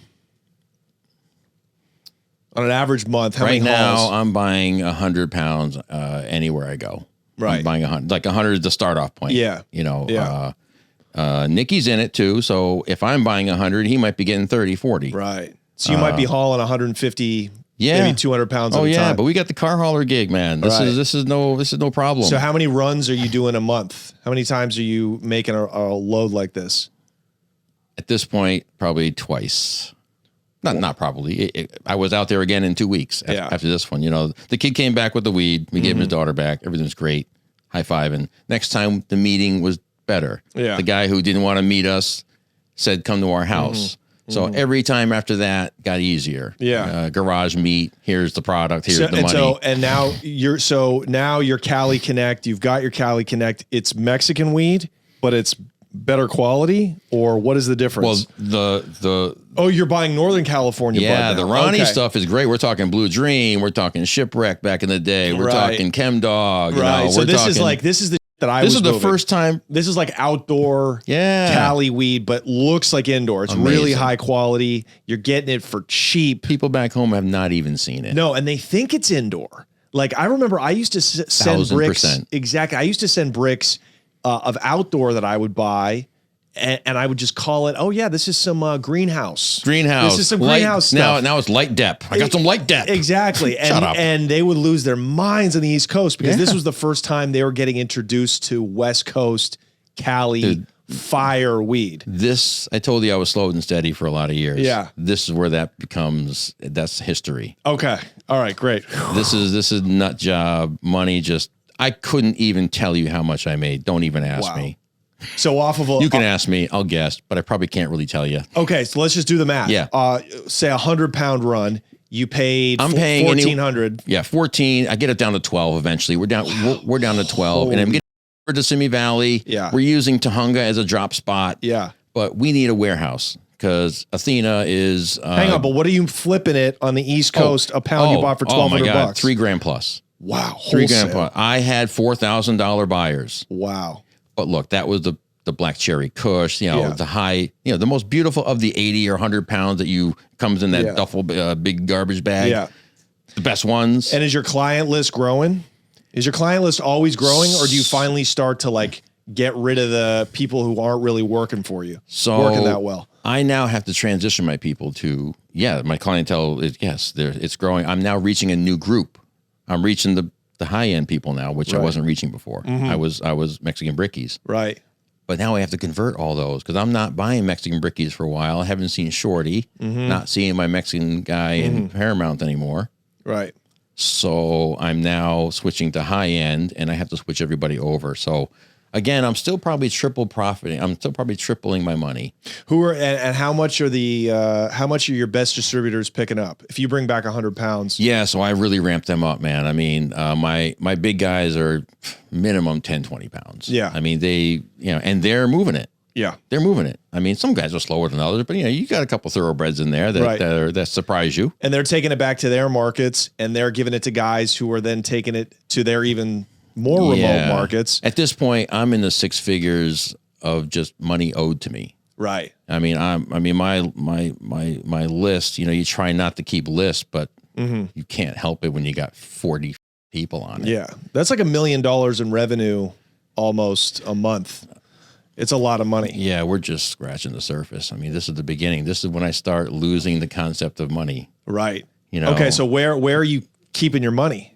What are you doing with it? So I'm making so much of it, man. Nikki says, my people up north need a warehouse. The warehouse just got popped in the Albany area around 09. Albany, New York. Okay. They're looking for a new warehouse. I went to one of my distributors' house that night to drop off some weed, and there's a kid sitting in his living room that's buying weed from him. He says he has a warehouse for rent. I mean, this is how, I didn't even ask him yet. So I'm now got a warehouse because the people up north need it. And I'm getting my Cali weed. I'm getting hundreds of pounds out of Cali. I'm probably done 3 trips before this warehouse deal comes up. Nicky is impressed as because I got transport. He just gets to fly around and make money and hang out with me. How does Nicky, the Greek, the Canadian, how does he make money out of all this? Because he's buying his own pounds Gotcha. for cheap. So and he's got distribution, Cape Cod, he's got New York, he's got Long Island. Okay, so how does what about the Canadians? How do they come in? How do they fit into this? Right here. Okay. The warehouse. I got the warehouse literally the next day. Without question, the next day. Nicky and I go look at it. He gives it the approval, calls his people up north. And by his people, I mean the other Greeks he knows. That's all. They're just Greeks to me. He knows a big shot because a woman he buys weed from in Montreal, her husband is connected. Tell us about the Montreal family that you are going to tell us how you ended up working for them. Who is the Montreal Mafia? They have very entrenched Sicilian, Calabrian, yes, Italian mafia families. They are in the Montreal. smuggling family. I mean, you know, when you bring it down to the early days, I mean, it's them. Right. This is their thing. This is what they do. They've been running since Prohibition. Yeah. A lot of those early Canadian mafia families got rich running booze into America. I know some of those guys. Wow. Yeah. Well, surely I heard not many the guys. stories. Probably dead now, but So the Connect in Montreal is another Greek, Marcus. We just called him Old Man because he was old. He was Old Man, and Old Man was an old time smuggler way back in the alcohol days, and he was a smuggling guru, and I learned a lot from him. And he took me under his wing. But so, anyways, the warehouse deal was they needed a place to unload tractor trailers of weed. wow. They were doing it in Albany. Albany got torched. Something happened. So they need a new place. I get them one in Connecticut. They're like, get 3 more hours. No big deal. They were getting legit freight out of Montreal coming down into within 5 miles of my warehouse. Like they got a home run and they would bring the weed in fuel tanks. Wow. So these are real international. This is the first time that I'm like, whoa. This is the cartel for Canadians. This is the Canadian cartel. I'm getting 235 pounds twice a week. Wow. Out of fuel tanks. And they have a brilliant hiding space. It's brilliant. Later, we'll talk about it. No, let's talk now. Yeah. Let's talk about it. We're Beautiful. on the podcast. Okay, we're in fuel tanks. They buy extra wide fuel tanks to carry more fuel. But the key is when a truck goes through the border, it goes through an X-ray. We all know this, right? But what most people don't know is there's a section of the X-ray where you're sitting that constitutionally they're not allowed to X-ray a human being driver. They would have to take him out if there was any reasonable suspicion to remove him to X-ray the truck without him in it. But when you just go through it as a driver, they omit the section where your body is. About that wide. Right. So we pushed the tanks forward. And when I say we, I mean they. So they push actually, the tanks forward and they hollow it out and they weld it and they put a brilliant hide spot. Oh my! It takes. I mean, I learned to do it. I was the unpacker and I had to repack. With we money. used to use wood. Yeah, yep. So we have a little square about this big that went on the fuel tank and we put a "Do Not Step" sticker on it. Okay, and the way we made it look like we weren't changing it all the time is. We would take sand and wood ash, and we would take the undercarriage spray that you put in your car, like their undercarriage rhino liner bullshit, which the whole tank was coated in. Yeah. We would recoat the top and use sand and wood ash and blow it all over the sticky undercarriage spray we had just sprayed to give it the road worn Make look. it look used. It can't be brand new. Right, of course not. Just like smuggling, you can't have brand new bolts going through hide spots. They got to be rusty and, you can't put brand new bolts in. Everyone sees the brand new bolt, it would just with. Wow. Okay, so how long does it take to get this operation to where the Greeks who are essentially working for the Italians. Right, but in I don't know it. Montreal. Did you ever meet them? Did you ever meet the bosses? I got to preface something. I don't know who the bosses are during this time. I don't know that I'm dealing with, fall offs from the Rizzuto family. Right. I don't know that. No one's saying names up there. They're telling stories of smuggling, but not for whom. Right. And the Rizzutos were to Canada what the Gambino family was 100%. to the U.S. 100%. Yeah. The most entrenched mafia in Canadian history. Absolutely. Yep. And the smuggling was their forte. Wow. So, and by the way, so they would get you 250 pounds twice a week. Not for me. I wasn't buying this weed. Okay. I was a distributor. I was a receiving. I was shipping and receiving, brother. I'm the transporter. I'm shipping and receiving. I receive the weed in the tractor trailer. I bring it into the warehouse. I take it out. I package it. Put this one in this duffel bag. Put a red ribbon on it. That goes to Cleveland. Put this pile in this duffel bag. Put a yellow ribbon on it. That one goes to Philly. Wow. So at first, I'm only getting paid. By the way, I tell the Canadians I'm paying double for the warehouse. They say they'll cover the pay for the warehouse. So I'm making $1,200 a month just on rent. I'm paying $1,200. I tell them it's $2,400. Yeah. I got a warehouse. You can bring a tractor trailer in and do a U-turn and come back out. How big is that warehouse? Big as for $1,200. Wow. The guy was underwater with taxes. So then how are you? Yeah. So they've got, the Canadian mob has got distributors all over the U.S. Yep. And your job is just to take the work, organize it for each market. Yep. And then some Canadian guy comes and gets it from me and he goes and delivers it. Oh, so you don't even have to put it on your trucks.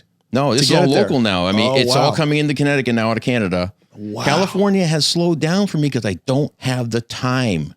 I don't have 2 weeks to give to California at this moment. And Athena wants me out there. So are you making more? How much are you making? I'm making stupid money. But how much I get paid pound? $6,000 to unload a truck and to put it into bags and bring it to a safe house to hold it, which is only 6 miles away. At this point now, I'm renting a little mobile home. Okay. And that's the safe house. Yep. I'm just storing weed in it only. This particular customer I'm getting all this weed from, they're taking 235 pounds about every other week. We'll call them the Massachusetts customers. Because everybody's name in this organization, they were called something. Like maybe we had a Jonathan account. Anybody you met was Jonathan. Yeah. This is the Jonathan account. Uh-huh. So that's all you knew. And who are these guys? Are they white? Are they Italian? White.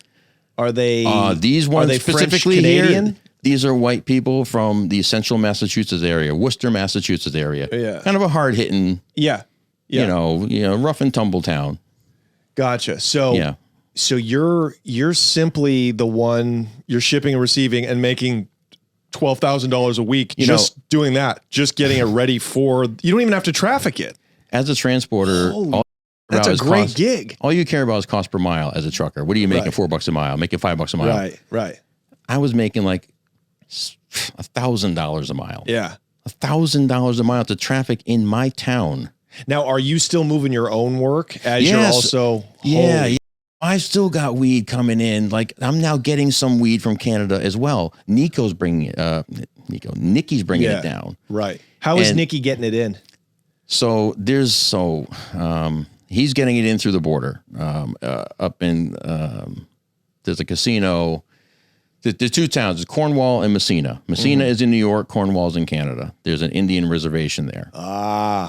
And there's one specific little town. It's a little peninsula where the Canadian border goes through it. Yeah.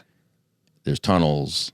Yeah. There's people who live there that are on the take. Totally. Who drive to work every day and bring pounds of weed across the border. Okay. And that's how a guy who's picking up like 30 to 50, not a huge trafficker, but you know, somebody who's moving mom and pop operations. Yeah. That's how they do it. And there's less law enforcement because it's Indian land. Absolutely. And there's a lot of it. You can drive for 10, 15 minutes and not be out of it. And it's so remote. So remote. I live remote. This is really remote. This is like, a little bit west of the Adirondacks. So it's remote. Yeah. Yeah. There's like one gas station and one blinking light. Wow. Yeah. So, and what were the other ways? Those are the bikers. The bikers controlled the casinos. Interesting. So they were coming down. Delivering weed. I'm getting a name for myself now in Montreal because the drivers who deliver the weed, they love my spot. They like me. Okay. I'm professional. When they show up, I'm there to whip the doors open. There's no around. Yeah. There's no waiting land. Like, I'm the transporter. You know, I make sure that these guys are taken care of. I know how to do this. So you have basically a 1/4 ton of weed every week going in and out of this warehouse. Yeah. Plus, I don't know. And it's getting distributed all the way down to South Carolina, North Carolina. Unbelievable. And then Philadelphia, Ohio, New York, New Jersey, Connecticut, Rhode Island, Mass, Vermont. Several locations in New York. Yeah. Yonkers, the city, the island. But I'm not distributing it yet, but I'm getting a name for myself. How did they trust you? How did the mob in Montreal, how were you the guy? Was it the word of Nico? Yeah. Nikki. Nikki introduces me to Old Man, and I impressed the shit out of Old Man. Yeah. I literally become the Golden Goose, as they called me. That was their nickname for me, which is kind of says it all. But I mean, I'm doing this now for probably 2 or 3 months, and every now and again, a Canadian may get hemmed up at the border, and he can't come down to make a delivery. Hey, Rich, would you mind? Time out. Nobody knew my real name. Nobody ever said, hey, Rich. It was Andy back then. Okay. Even with Nick, by the way, we need to preface that. No Canadian ever knew my real name. Mm-hmm. I would do a couple loads. Yeah, I'd take a load down to New York City for you. No problem. You know, they throw me, $1,000. And then it'd be 2 loads and 3 loads. And the Canadians were really sloppy coming down here. They were sloppy. They're out of the country. They're coming into our neighborhood with Canadian plates. They're all drug addicts and alcoholics. They're partying at hotels with the doors wide open, double parking. And I mean, it's just unprofessional. So I literally knock all of them out. They're all gone now. Nobody from Canada come down to distribute anymore. I'm doing that. Still got some guys coming down picking up cash, but I eventually knock all them out. Now I'm distributing the weed, and now weeks later I'm going back and picking up the cash to the tune of about, I'm picking up $1 million every 2 weeks. In product or cash? Cash from the product. So you never got paid when you delivered. Right. You never. You got to wait till it gets sold. Right. Yep. A lot of it was pre-bought, prepaid. The mass account, they would prepay. Yeah. I would get their money first. The mass account was great. They would pay me to not deliver to them. What do you mean? Yeah, exactly. They don't want strangers in their town. They would pay me to have a safe place for them to come get it from me. Wow. At my safe house trailer. Wow. So you would take this cash, sometimes up to $1 million, from various pickups, collecting. Right. You collect it all. You put how much? Literally $1 million more? Like how much would more? I mean, what was the most money you ever put into a tractor trailer to send back to Canada? Oh. And how do you 1.5 million? Holy and then the trailer thing got busted. Okay. The tractor trailer thing ended. Okay. We got about a summer and a half. We got about 7 months out of that. Right. And that's just what happened. But that's 7 months of 2 loads a week. Yeah. 235 pounds. So you do the math, it's like 100 million pounds. Yeah, I don't know about that, but look, just kidding. It's a lot of one route made them millions of dollars. Now it gets so busted. Distributing all that and then going back and picking up all the money from anywhere from, like I said, Vermont all the way to North Carolina. I would deliver and then weeks later go back and get money. So you would go down to those markets and get the money? Oh yeah. So if I dropped off there on Monday of this week, I would come back 2 weeks later to get paid. Okay, so or now sometimes 3 weeks. Right. Okay. Wow. So how many spots and at I was a time? doing a lot of those. Hang on, Rich. Let me ask these. You're talking over me here, buddy. I got to get this detail because it's very intricate, and I want the people at home to understand. You're at the apex of. You're the first hands that touch the loads when they get across the border. Yeah. How many at a time in one load? 235. Great. Stop right there. 230 pounds. Yeah. How many markets? How many cities? They might get split into 4 duffel bags going to 4 different places. Great. So 50 pounds a shot. New York, Philly, Ohio, North Carolina. And you're taking them to all those places? Yeah. And How? Are you putting them on your car? This is car stuff. Okay. So you're sending I'm drivers. doing most of this. And you yourself are driving? Yes. It comes to a point when I can't do it alone anymore. And I recruit 3 good friends of mine. Okay. And we're busy. We're busy. Wow. I mean, I'm still making plans to get back to California. I have to re-up for my people. Right. Nick's not bringing down nearly enough for me. I'm taking all of his stuff, and he's starving his clients. Wow. So your business is almost fallen by the wayside because you're so busy running. So I hire guys, and I'm still going to Cali at this point with my trucks. I'm doing that with Athena without Nicky now. Okay, so I've now taken his 2 connects. Hang on, Rich. So you're sending your drivers for the Canadians to all these different cities. Yeah. Do they have spotter drivers? Like, and what does the economics look like? No. How much do they get paid? At this point, I'm not running spotter drivers. I'm running white guys in cars. That's about all you need. And, you know, whenever you put more than one white guy in a car, you know, every time you add a person, you add the element of what the f are these guys doing? Yeah. So one guy driving out of Connecticut, and keep in mind, New England, man, you can drive through 3 states in an hour. Yeah. So to be in New York and have Connecticut plates, no one's looking at you. It's not like Illinois having Connecticut plates. Right. You can't drive through Illinois with Connecticut plates. You can get them pulled over. Right. Ohio's the same way. Right. So would you now? I'm paying them like $1,000, $2,000, depending on the distance. Right. You know, maybe I took to North Carolina, right? Maybe I took that one. I'd send another guy to Cleveland, send another guy to, you know. And then how much are you making per load? Say if it's a load of 235 pounds, how much are you making off of each pound? Well, I'm getting paid for the delivery. Like there's like a fee for the delivery. Okay. The cash, I'm getting paid 2%. So if I'm picking up 100,000, I'm getting $2,000 just to drive to Philly and pick up money and come back. Okay, interesting. But I'm doing this stuff. I mean, I don't think I had back-to-back days off. I mean, honestly. Yeah. I mean, honestly, at this point now, I'm full board. I'm like at my house a few days, a month, you know, and, you know, that's tough, right? Yeah. I mean, that's tough. So I'm now squeezing in Cali runs, bringing home hundreds of pounds for me through the truck while my boys are delivering stuff, doing pickup, doing money pickup, storing things. I was also storing the money. Okay, yeah. Where would you store the money? So now I rent another house for money. I have the trailer for the weed. I rent another house for the money, like a legit house now. Yeah. And that was also meant for my driver to sleep in. I wanted him to have a place to stay near me. So money's being stored there. And I also have to count and organize and kind of like we're doing with the weed. You know, we're putting certain things, going certain places. Yeah. In the beginning, all the money was going up north.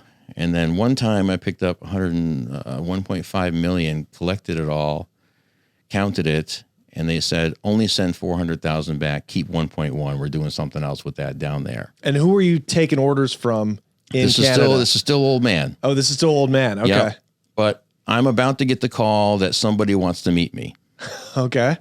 I don't have a passport yet. I'm in the States, man. I'm a States guy. You know, get a passport. Yeah. So I do, and I get up there, and now I'm face to face. I had never met old man. You go up to Montreal? Yeah. So now I'm up in Montreal because I'm being called up. Somebody wants to meet me. Wow. You're getting summoned by the bosses. Literally. Wow. Now, and this is because of the mass account. I told you about them earlier. The mass account. They were Massachusetts the big account. They were big distributors. They were getting 200. There a lot of times that full truckload from Canada was for them. All going to them. All going to them. So there were times when it was going to, and like I said, I only moved that 6 miles. They came and got it from me, and I got paid the same as if I went to Philly for it. Wow. Okay. So good account. I go to Canada. I mean, I'm like a rock star up there. And I'm not trying to be facetious or sound like a douchebag when I say that. But, I mean, they had a problem before me, and I cured it. Yeah. And I don't even realize my value at the moment. Yeah. I'm still a little naive. I'm going to say that. Okay. So what was that like? Like, did you meet, I mean, do you go into Little Italy in Montreal? And so I go, old man has a place right in St. Catherine, which would eventually become the third floor would become my apartment. Oh, wow. I'm staying with old man and while I'm in town, and we're just telling stories. He's teaching me about all these things, the different ways that they smuggle and all this operation and how far back it goes. And he's really bringing me in. Okay, tell us, what are some of what was like the enlightening smuggling techniques he was telling you about? Well, okay. So they do it every way: boats, motorcycles, bicycles, on foot, quads, car trunks, tractor trailers, jet engines, legit freight, shingles, lumber, and all the various locations are controlled by various groups. You know, and I learned about the Italians for the first time. These are the people that called to meet me because something was said about me by the mass account that I wasn't aware of. So I go up. Now, can you tell us a little more about the structure really quick? Yep. So you have all of these different groups controlling different routes and methods of smuggling. Are they working for the Italians? Yes, they're or like who's growing the weed up there? By the way, this is a huge quantity. Yeah, these are huge. Who's actually? What's the manufacturing up there at this time? I'm going to be straight up. I don't know the answer to that. I'm not involved in where did you get the weed. Right. Okay. I'm a transporter. Okay. I care not about where. I care how I'm going to get it there. Yeah. And you know they're not looking to divulge everything, and I'm not asking either. We jump in the car, and he goes, "I'm going to take you down to meet somebody. You're going to meet Frankie." I said, "All right, Frankie." We meet at his bar, beautiful bar. I mean, like just too nice for a bar that has nobody ever in it. Yeah, you know what I mean. Beautiful waitress, beautiful bartender. I mean, this is Yeah. And there's 6 other men in the room, 5 and me. 6 of us in the room, okay? 5 and me. There's players from the bikers, there's players from the Italians, and there's players from the Greeks. Okay. And they all want to meet me because I've been moving their product. Unbeknownst to me, I don't know I'm moving bikers' products. I don't know I'm moving Italian products. I don't care. Right. So we start kind of planning, hey, we got to kind of work together in this thing. You're in the States, we're up here. Let's sort of figure out a way. Let's maybe start a business. Like maybe we should, we have this jet engine that's loaded with copper and lead, X-ray, secrecy, right? A jet engine? What? A jet engine, a legit engine off of a jet. Maybe like it fits on a tractor trailer. It takes a tractor trailer to carry it around. Right. They have one. They bought it. And it's got so much room in it. Mm-hmm. And it's lead. You're driving right through the X-ray. Right. There's lead. Right. So we're talking about me opening up a jet engine repair. Right. Jet engine service. On the state side. I already have the warehouse. Let's just blow out an LLC. Yeah. Yeah. So I meet the me up there. I meet the trucker up there. He's the brains up there. I'm the brains down here. We instantly are like, game recognizes game, brother. Good to meet you. And who was that guy? He's the guy with the trucks with the fuel tanks. Okay. And was he a Greek, Italian, a biker? Who was he? He was under the Italian's thumb. I don't know what his nationality necessarily was, but he was on the Italians team. I guess we can call it that. So we do our discussions, and the biker guy, his stuff was about to start coming to me in trunks of cars. The truck had gotten popped. The tractor trailer truck got popped leaving my warehouse one day just before the border, but it was empty. I didn't put cash in at that time. They told me not to. Just random. It got popped.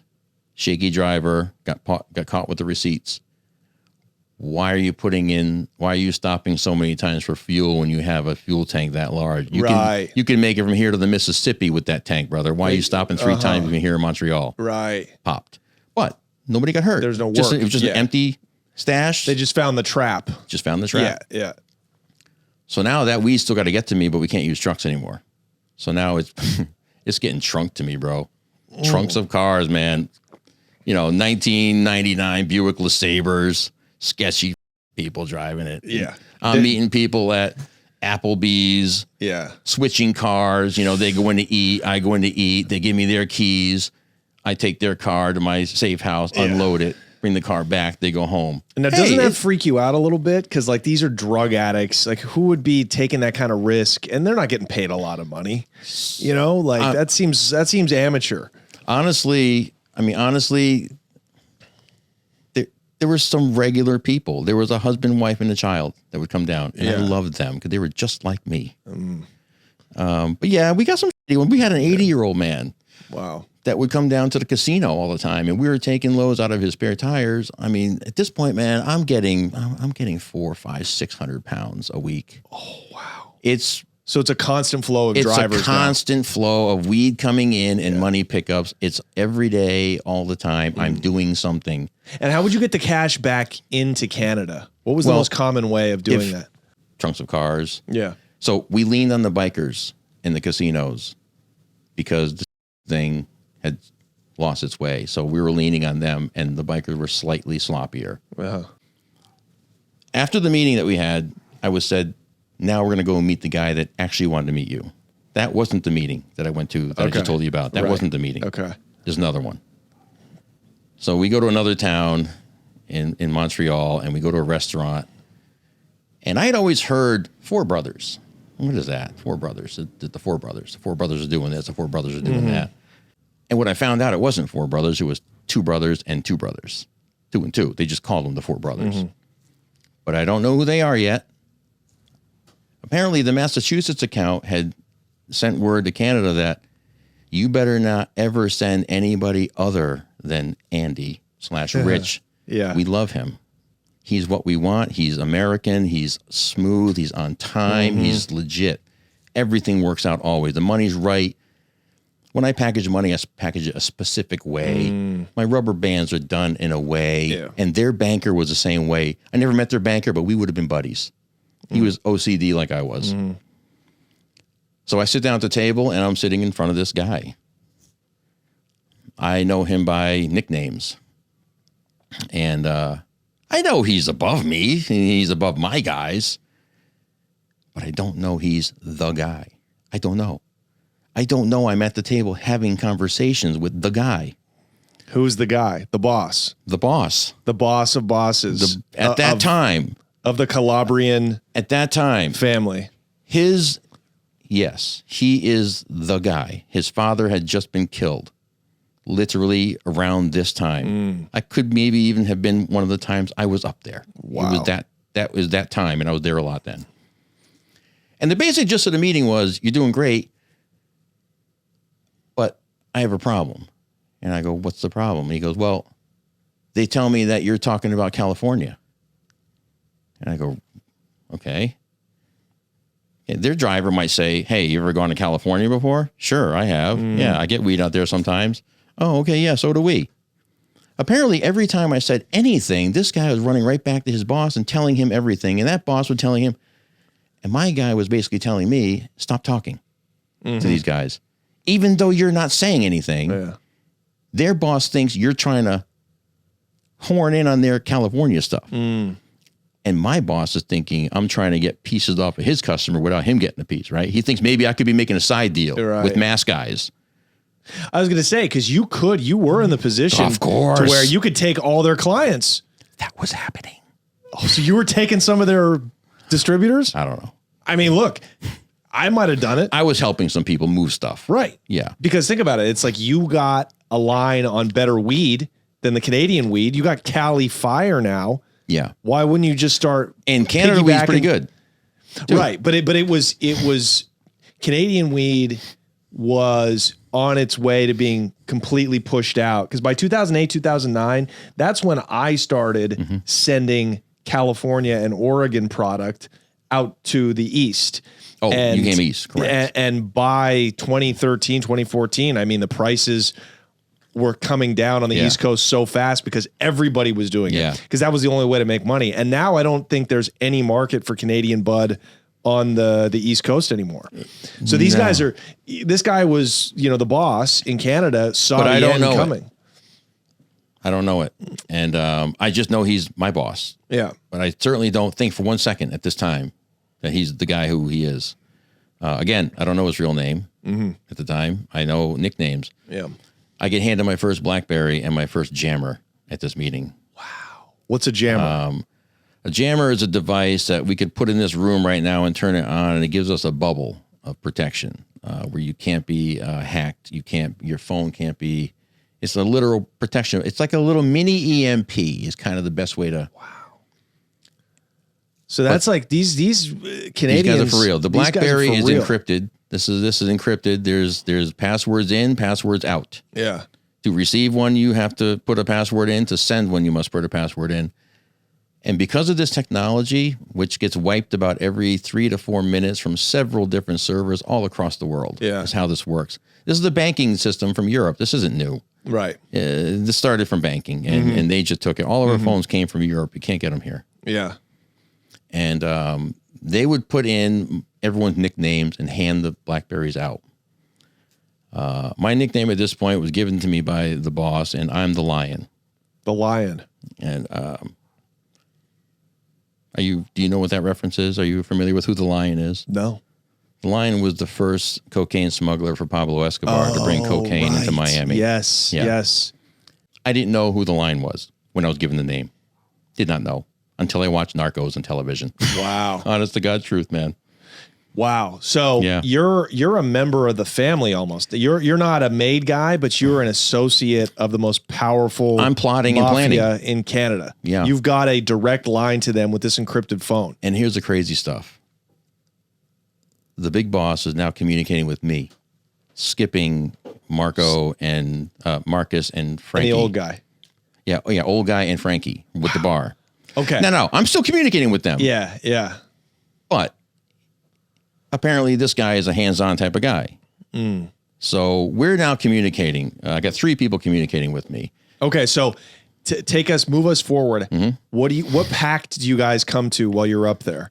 Like, what did you guys agree to, and how did that Finances, expand the business? How my trucking company was going to work for them. But mostly it was money. How much am I making to do this? Okay. And what are you expecting of me to earn that money? Yeah. So now I am in charge of receiving everything coming in, collecting all the money, storing it, separating it, banking it, distributing it. It's nonstop. And I'm getting more and more responsibility. And they're about to pop the question on me with the 1.1 million that they told me to hang on to or to do something else with. Yeah. That was for Cali Coke now. They want me to switch. Wow. We need help here. Wow. All right. My personality is when you need me, I want to come through for you. That's my drive. That's what made me the best. I want to be the best you've ever dealt with. That's my only goal. That was a little bit of a change, but I thought, I'm a transporter, man. Like, what does it matter? Yeah. Cars, seafood, generators. I mean, Okay. Do they have a Coke Connect already in Cali? Yeah, they do. Of course I say yes. Of course I say yes. So now I got to bring 1.1 million out to Cali in a duffel bag. By the way, okay, so this is incredible. So you are more of a money manager now than a drug trafficker at this point. You're essentially just a high-level employee for the Canadian mob. How much money? What's your percentage? What did you end up negotiating with them for your pay for being a money manager? Yeah, so I was still getting the 2%, and which doesn't sound like a lot, but it was a lot. So what would that come to every week, every month? It's okay, just for money. If you're talking just for money, look, if I picked up $1 million a week, I'm getting $4 million a month times 2%. Yeah. What is that? 80 grand? Yeah, I'm getting that's not that 2,000 on every 100,000. Yeah, and I'm picking up $1 million. Yeah, but I'm also getting paid for storage. Right. Like I'm the banker now. Right. So you're storing, and I'm getting paid like. I negotiated to get paid for counting. Wow. And how this happened was hilarious because they assumed I had a money counting machine. I did not. I was counting it by hand, alone, by myself, because I couldn't let no one know how much money I actually had. So how long will that take you to count $1 million? One time I had $1 million. I said, I got the money. I'm back at the house. I'm going to start counting it. I'll call you when I'm done. An hour later, the big boss calls me. You done? Are you crazy? No. I'll let you know when I'm done. An hour later, he calls me. Are you done? No. I'll call you when I'm done. I'm getting frustrated now, bro. Don't you get it? It's $1 million, man. I picked up bags of money sometimes that would be in a paper bag with no rubber bands. No, they would just be loose. You dump it out and so it was always a joke. So they finally sent me down a money counter. They were like, dude, you've been counting by hand this whole time? I'm like, yeah. And they were kind of like laughing at me, like, you never thought to ask us for a money machine? You know what I mean? Like, oh, I didn't. So you're making a percentage off counting, storing, picking the up, work, and then shipping. Okay, so then Now I'm shipping it. What do you think you're shipping, and you're shipping all over the country? Yeah, deploying drivers and then sending the money back. So you're all logistics. I'm only making money every time I touch something. So what were you clearing on a good month? Couple $100,000. Okay, gotcha. So you're just There could be some months that were more. Yeah. I mean, honestly, sometimes I don't know. So you're making a cool couple million a year. It's easy to say. I still got some brickies going on. We haven't even touched on. I used to trade Denver weed to Shorty at one point. Okay. 4-1. Wow. 4 pounds of his weed for one of mine. Because I still had some bricky hold off. So I still had some brickies buying 20, 30, 40 pounds. Yeah. And now I'm pushing 100 pounds of Cali stuff, and I'm pushing extra weed. Sometimes when I get paid from the Canadians, I request to be paid in weed. Because you can make more of that. I love win-wins. They pay less for the weed than they owe me. Right. I sell the weed for more than they owe me. Right. Who loses there? Yeah, it seems like a better deal. We all love it. But then it's still more work for you. So maybe you don't always want to do that. Maybe you just want to be money guy.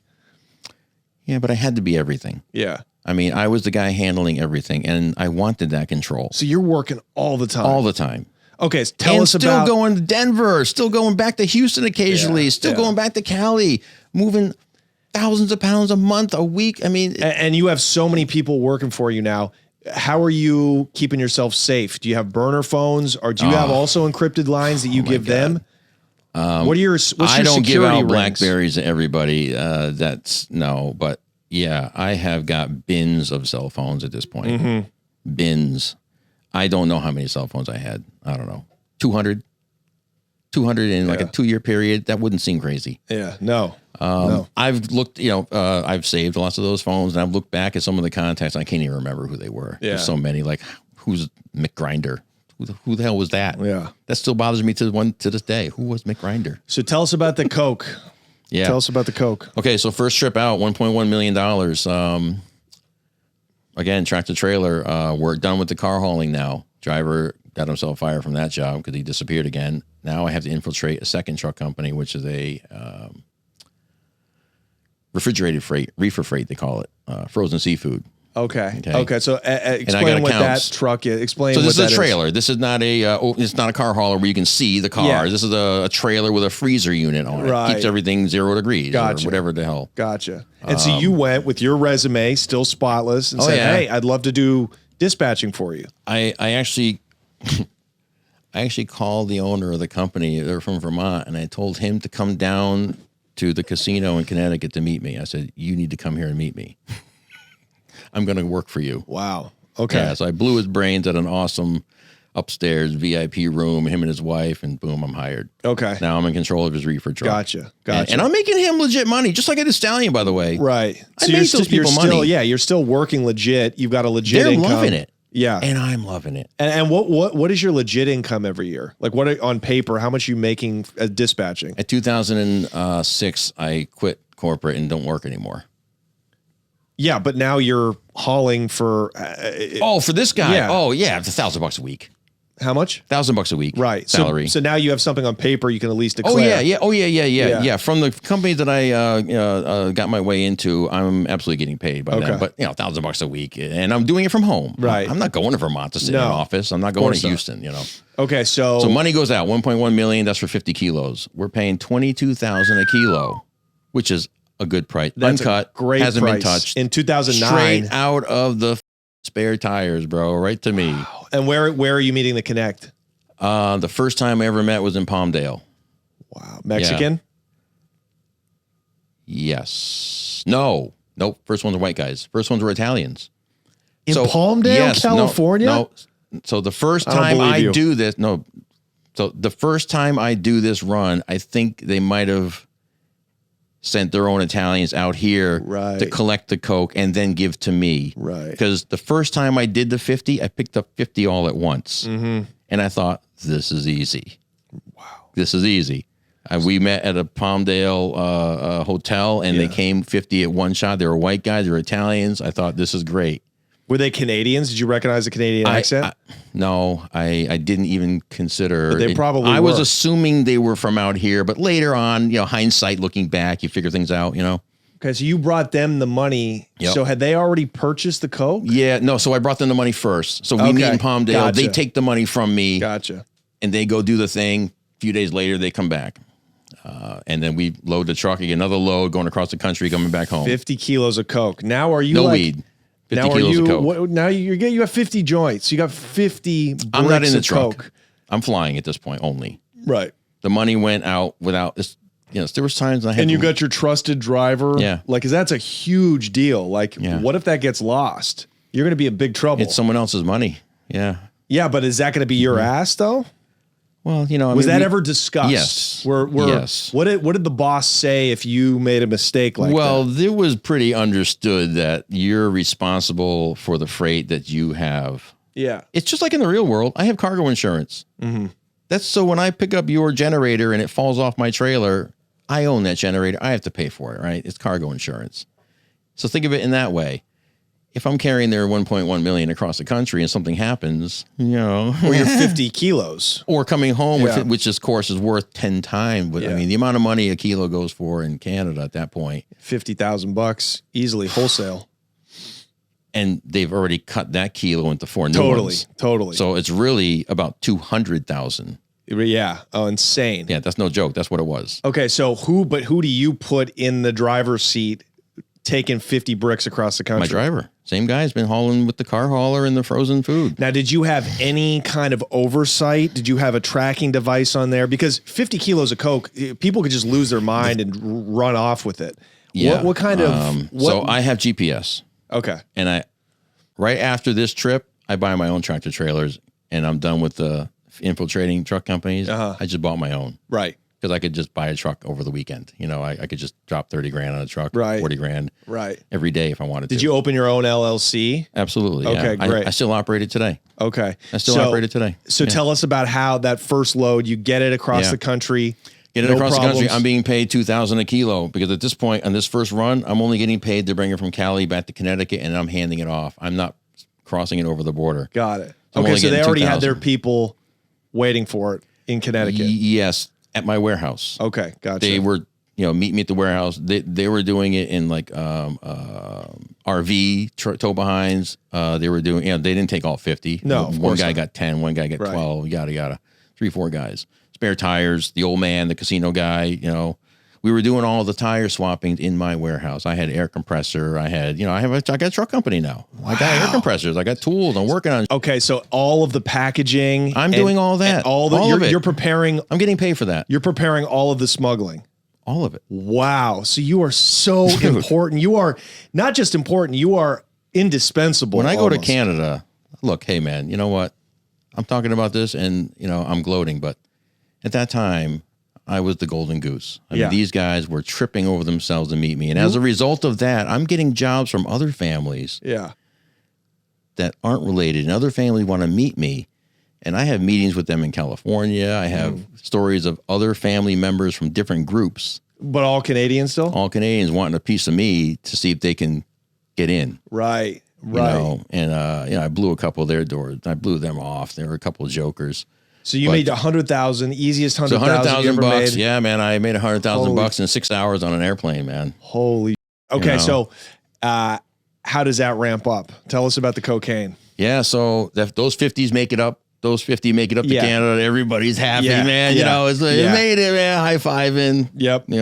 My big boss on BlackBerry is just, Yeah. exclamation points. You know what I mean? Mm-hmm.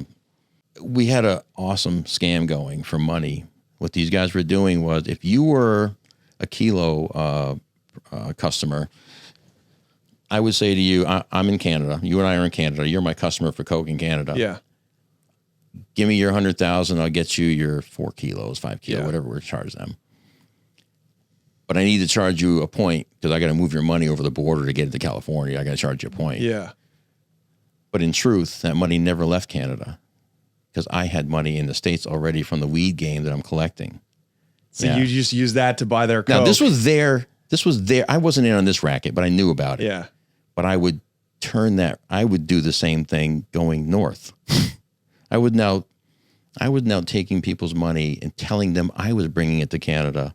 Right. But I wasn't because they owe me so much money that I have money up there too. It's already waiting in Canada. I always have money in the States or in Canada. Always. There's never a time when I don't. Right. And you were keeping it at that apartment that you had in Montreal? Yeah. I do make a trip to Canada, up to California in here, and that's when I get my condo in Huntington Beach. Uh-huh. That's another safe. I never slept a night in it. Only drugs went in that condo. Right down by the Bellaterra Mall, man. Yeah, I know where that is. Wow. So in Canada, so you would just take a fee. You would tell them you were moving their money across the border, but you were just it would never taking go. the money you already had in Canada and delivering it to them. Yeah. By the way, this is all U.S. currency. U.S. currency? It's all U.S. currency. Yeah. Okay. Yeah. Did you find any problems with like the exchange rate or like how does that work? Because people are buying Coke in Canadian dollars. Yeah. But the kilo buyers, it was all U.S. currency. Yeah. I didn't get into any of the politics of the money. Any of the weeds. Yeah. You're way too high up. Yeah. I'm not, I don't know that stuff. I don't know if there were maybe discounts here and there for that. I'm not aware of that stuff. Okay. Wow. So that's just another way to make another ancillary income stream. So now so you got like 7 streams of income and I'm about to get like 3 more. Okay. Because old man, we have what I call a drug dealer appreciation party. Okay. Things are going so great. I get called up again and we're going to go way up north to this party town that they've owned a few houses and they rent the whole floor of the hotel out for us. And, I'm not going to sit here and say this party was for me. I'm not going to say that, but I was the attraction there. People from everywhere, and I don't know any of them. I don't know who they are. There's just a lot of people at this house in the woods, and we're all talking, and everyone's like, Andy, come talk to me, Andy. What are you doing, Andy? Wow. What's going on, Andy? Wow. I end up meeting this guy, Boston Tim. From New York. Boston Tim from New York. Nice. He lived in New York. Of course he lived in New York because his name's Boston Tim. By the way, that reminds me of Boston George. You were to the Canadian mob what George Jung was to the Medellin cartel. When I saw Blow, I was like, whatever. Nice. Whatever, man. This guy. Whatever, dude.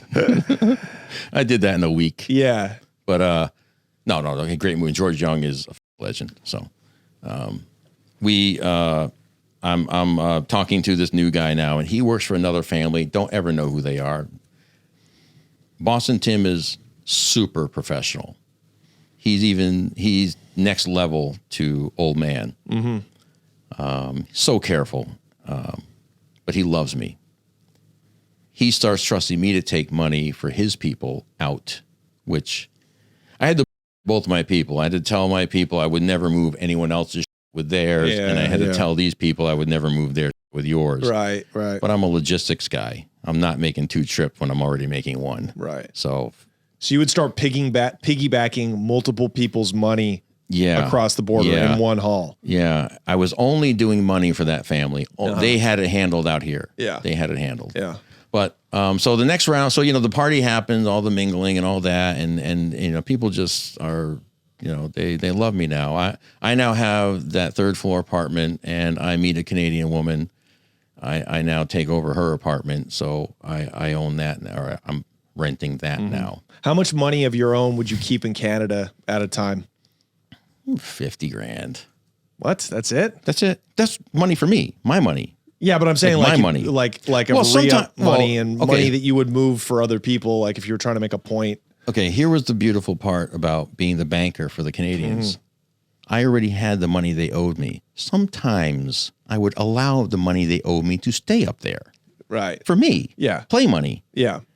I didn't keep money up there. I wasn't doing the money launder game. In the end, I did it a few times going north. I said I was going to buy people weed that I was already getting delivered to me. It was already a done deal. But I was telling them I had to go get it and bring their money and charging them. But after all that, the next load's coming down about 2-3 weeks later. I'm still delivering weeds. They're still coming in the trunk. That stuff's not stopping during all this. That's not stopping. Okay, so coke is coming and weed. I'm now combined the two. Okay. I just added another product. So you're just busier. I'm just busy. Now, let me ask you this. Are brickweed, is brickweed finally gone extinct? Yeah. Or? Yeah. The shorty trading stuff only takes place twice.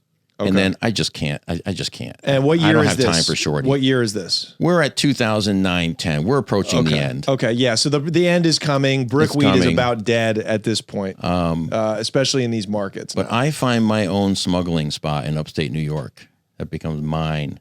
Your own route. I own it. Your own route into Canada. Everyone pays me to use my route now. Explain that. How is that possible? And where was it? Networking is always going on. Yeah. Always happening. At a buddy's house one night, guy I know owns a hunting shack up in upstate New York. Really? Where? Oh, it's here. Oh, wow, that's close to the border. I should meet him. We meet. I say, I could maybe give you some money. I could maybe help you out if you can maybe let me use your place as a storage facility. So I take my wife and kid to Great Adventure up in Lake George and leave them there for 2 days. And I shoot up north and I hang out with this guy at his house. And he starts telling me how he's got hunting rights at various people's lands. And this guy takes me down a road. I could show it to you on the map. He takes me down the road where there's a road that goes right to the Canadian border. There's nothing but a little gate with a stop sign on it. And that's the border wall. It's not a wall. That's just the border guy's line. Backyard. That's the line. It's just the line. And it's on private. Back in the land. day, the roads used to go all the way through. Now they have a thing, and now you make a U-turn right at the border because you used to go all the way through. Now you can't. This is just a sign that says "Welcome to Canada." Yeah, but you can't drive through it. It's a gate. Right. You're supposed to go through the border patrol. You Yeah. can't cross through here. There's a stop sign after all. Yeah. So I get hunting rights on that property. What? This guy takes me to the owner of the property that he has hunting rights on. Yeah. And it's on the border. I just told you. So while he's showing it to me, the old man farmer is mowing his lawn outside, and we stop to chat him up. And as soon as you mention, it's all about who you know up there. Yeah. We were on a specific road that was named after a family.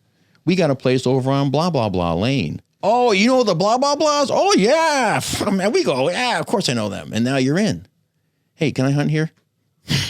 And that's such a fascinating culture, too, that those families go back to hundreds the of French Indian wars of, like 1812. And a lot of them are Canadians, so they're friendly. They're not, they're not like, what the man, we want to be near my border for. Yeah, right, exactly.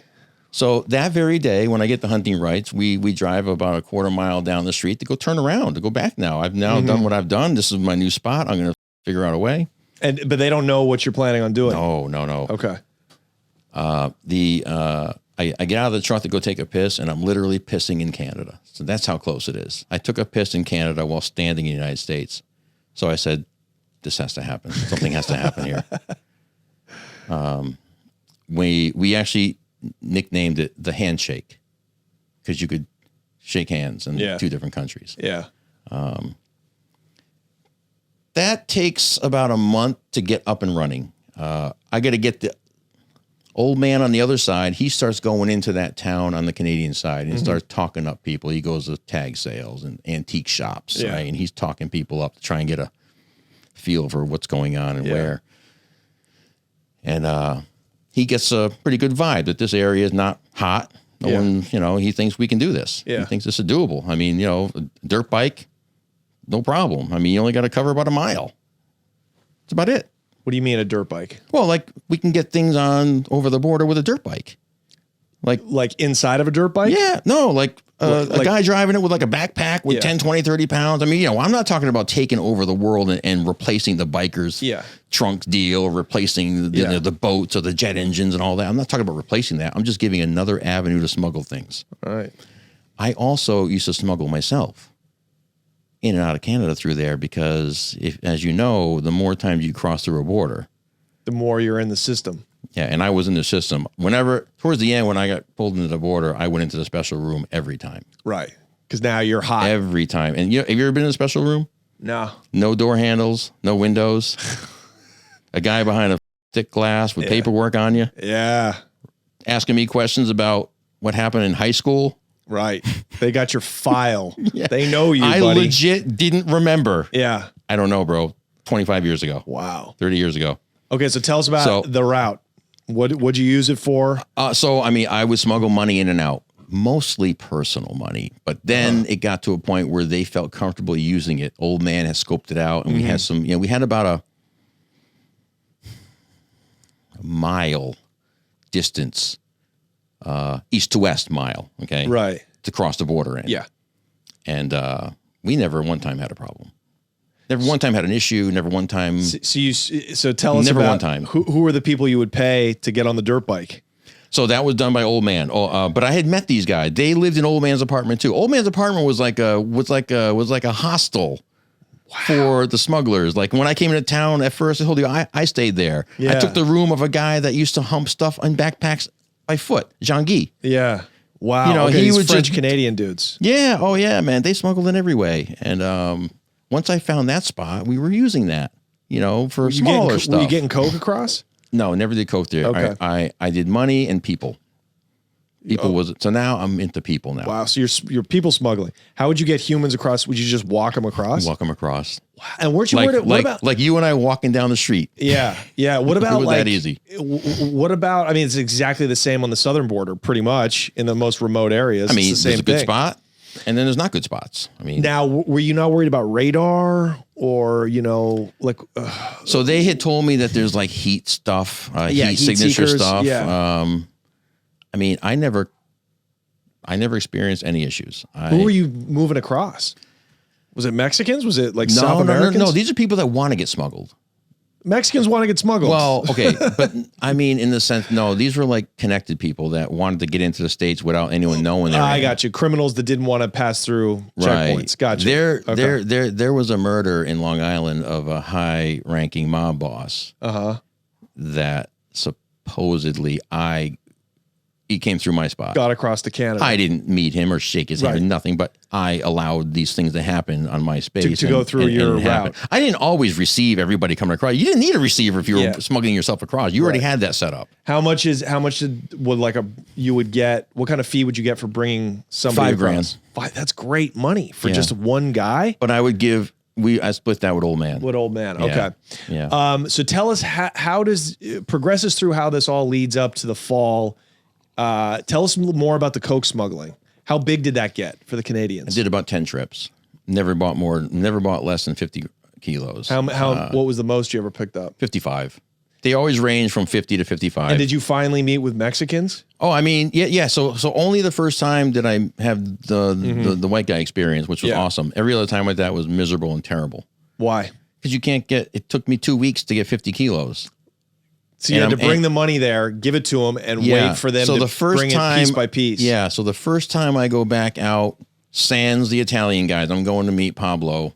Where did you meet them? At a Long Beach hotel right by the airport. Wow. I got a duffel bag so big I had to put it on the dolly to get it into the room. that was like 1.1 or 2 million. And I'm going to get a phone call, and these Mexicans are going to come grab the duffel bag from me and bring it to their men. And then over the course of the next few days, I'm going to start getting 5, 6, 7 kilos at a clip. And so you would just have to wait at the hotel. 2 weeks it would take about. Oh my God, you'd be in a Long Beach airport motel for 2 weeks. Yeah, but I have I have my Montreal girl with me. She now is flying with me. She's like my baggage handler. Oh, and you're having an affair my too. Plane booker. She takes care of all my needs. And did you have your place in Huntington Beach too? Yeah, but Okay. I never stayed there or never slept stayed there. there. That was going to be money, storage, drug storage, and I place for gotcha. me to stay. But Right. I was in Tahunga when I stayed with Right. Athena. So Okay. so- and what's the price of a kilo at this we're point? 22,000. 22, It okay. always was 22,000. Okay. It never went up or down. So that load of money they take, about 2 hours later, I get a call from my people saying there's $8,000 missing. They told their boss that you took your cut already. But of course I didn't. How could I take my cut? I hadn't got it yet. Yeah. My right. cut don't happen until I get home. Yeah. So I said, look, guys, I didn't rip you off. Previously, they had overpaid me twice by $10,000 twice, and I gave the money back. Just a point of reference story. That's who I am. Yeah. And that's why they love me. Yeah. I gave them 10 grand back twice. You were honest, Andy. I was honest, Andy. Like, clipping off their pot customers, Yeah. but whatever. Yeah. We'll take that part out. I didn't hurt them. I didn't hurt No, them. No. I mean, it didn't slow anything down. I No, just did of an course extra not. thing. Right. So bottom line is that van load of Mexican, they stole $8 grand off the top, went Yeah. back to their boss and Right. said, he took it already. So they didn't. Yeah. They never knew it was me. So it took 2 weeks for me to get the product. I'm meeting people at Denny's, man. I'm driving down back road, no back roads, like little residential parks, in people's garages. It's kind of lunacy. I don't like it. It's chaotic. And I complained to the people up north about it. I Yeah. don't like it. It's chaotic. Fix it. Yeah. So grab those 50 kilos, move those back, same way. I have trucks now. I own trucks now. Right. These are my trucks. I've got the best smuggling tool. I bought a ton of granite countertop, 8 foot by 4 foot, 4 feet high, 8 feet long. I bought like 30 of them. They come in a big crate all lined up side by side. Super heavy, right? Super heavy. Yeah. Took them out. We hollowed out all but the outside too. Yeah. I could fit 200 pounds in there comfortably. Yeah. Comfortably. And kilos, Forget it. forget it. Easy. Money, forget it. So now I'm just shipping this rock back and forth. Yeah, on my flatbed. Same driver. Yeah. Same driver. We're still doing it. Look, I'm a firm believer, man, that if you do something the same way 10 times, you're going to get busted once. Yeah. So I've always been a mathematical tweak guy. So in my brain, if I switch it up every 2 times, it's like kind of starting that 10 all over again. Yeah, you'll be fine. Yeah, you know what I mean? So if I switch it up every 3, 4, 5 times, do a different method, I think I'll be able to get away with that forever. I mean, who's going to, you know? And do you know, like, do you have a big nest egg of cash personally that you're stashing? Yes. Okay. So at this point now, too much money's coming in. You're a millionaire now. I don't know how much money every avenue is making me at this point. Yeah. I know my overhead is insane. I got a place in Canada I'm paying for. I got a safe house. I got a safe trailer. I got my house. Yeah. I got Long Beach apartment. I got trucks. I got to pay my help. Yeah.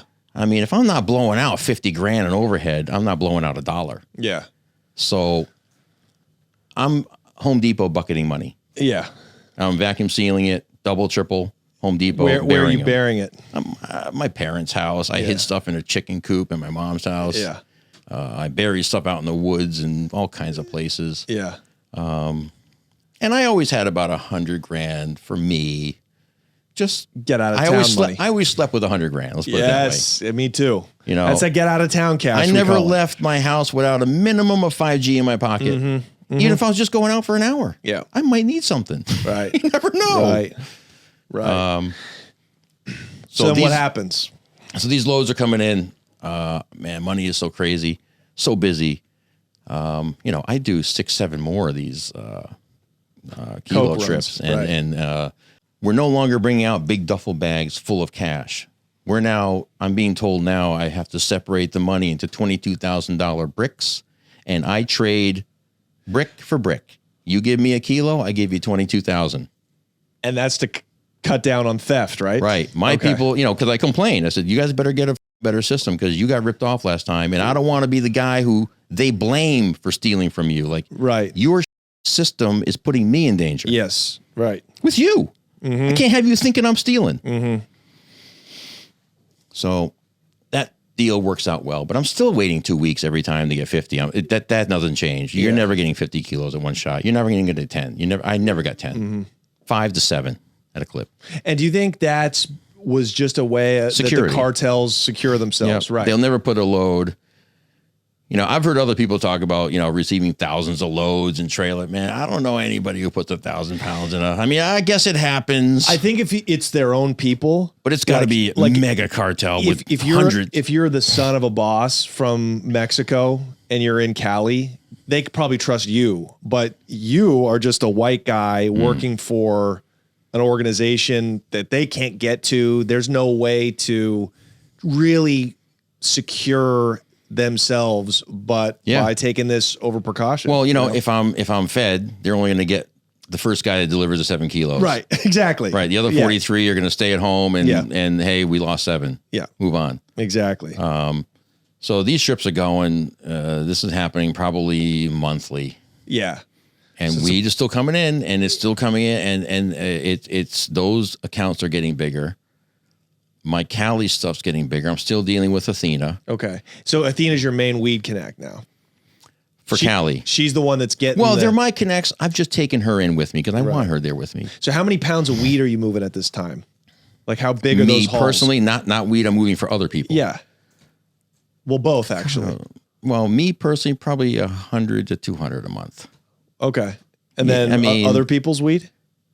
Dude, we're talking tons. I mean, over the course of all West Coast. Well, between Canada weed coming down, getting paid in Canada. Sometimes I get paid 75 pounds would be my pay for a job. Yeah, you know, I get like $100,000 cash, and I say, give me some weed too, and they'd figure it out. Hey, how about 75 pounds and $100,000 for that? And how would you run the business? Like, if a customer in Connecticut wanted 20 pounds of weed and you were stuck in Cali for 2 weeks. I made phone calls. Yeah. You had people helping you. Yeah. So when I wasn't around, I had receivers who were taking these cars from Applebee's and bringing them to my safe house. And did you ever get ripped off in the course of doing this? I never got robbed. I got burnt by the Crips out here one time for 15 pounds of, for 20 pounds of OG Kush. The first meeting, they showed up with 5 pounds of beautiful OG Kush. Mm-hmm. Second meeting, they had me meet them at a church, and they threw the product in my trunk and said, we better get out of here. It's hot. So I never saw the product till I got all the way back home to Tahunga, which is about an hour and a half away. Yeah. I opened the bag, and they gave me bunk, garbage.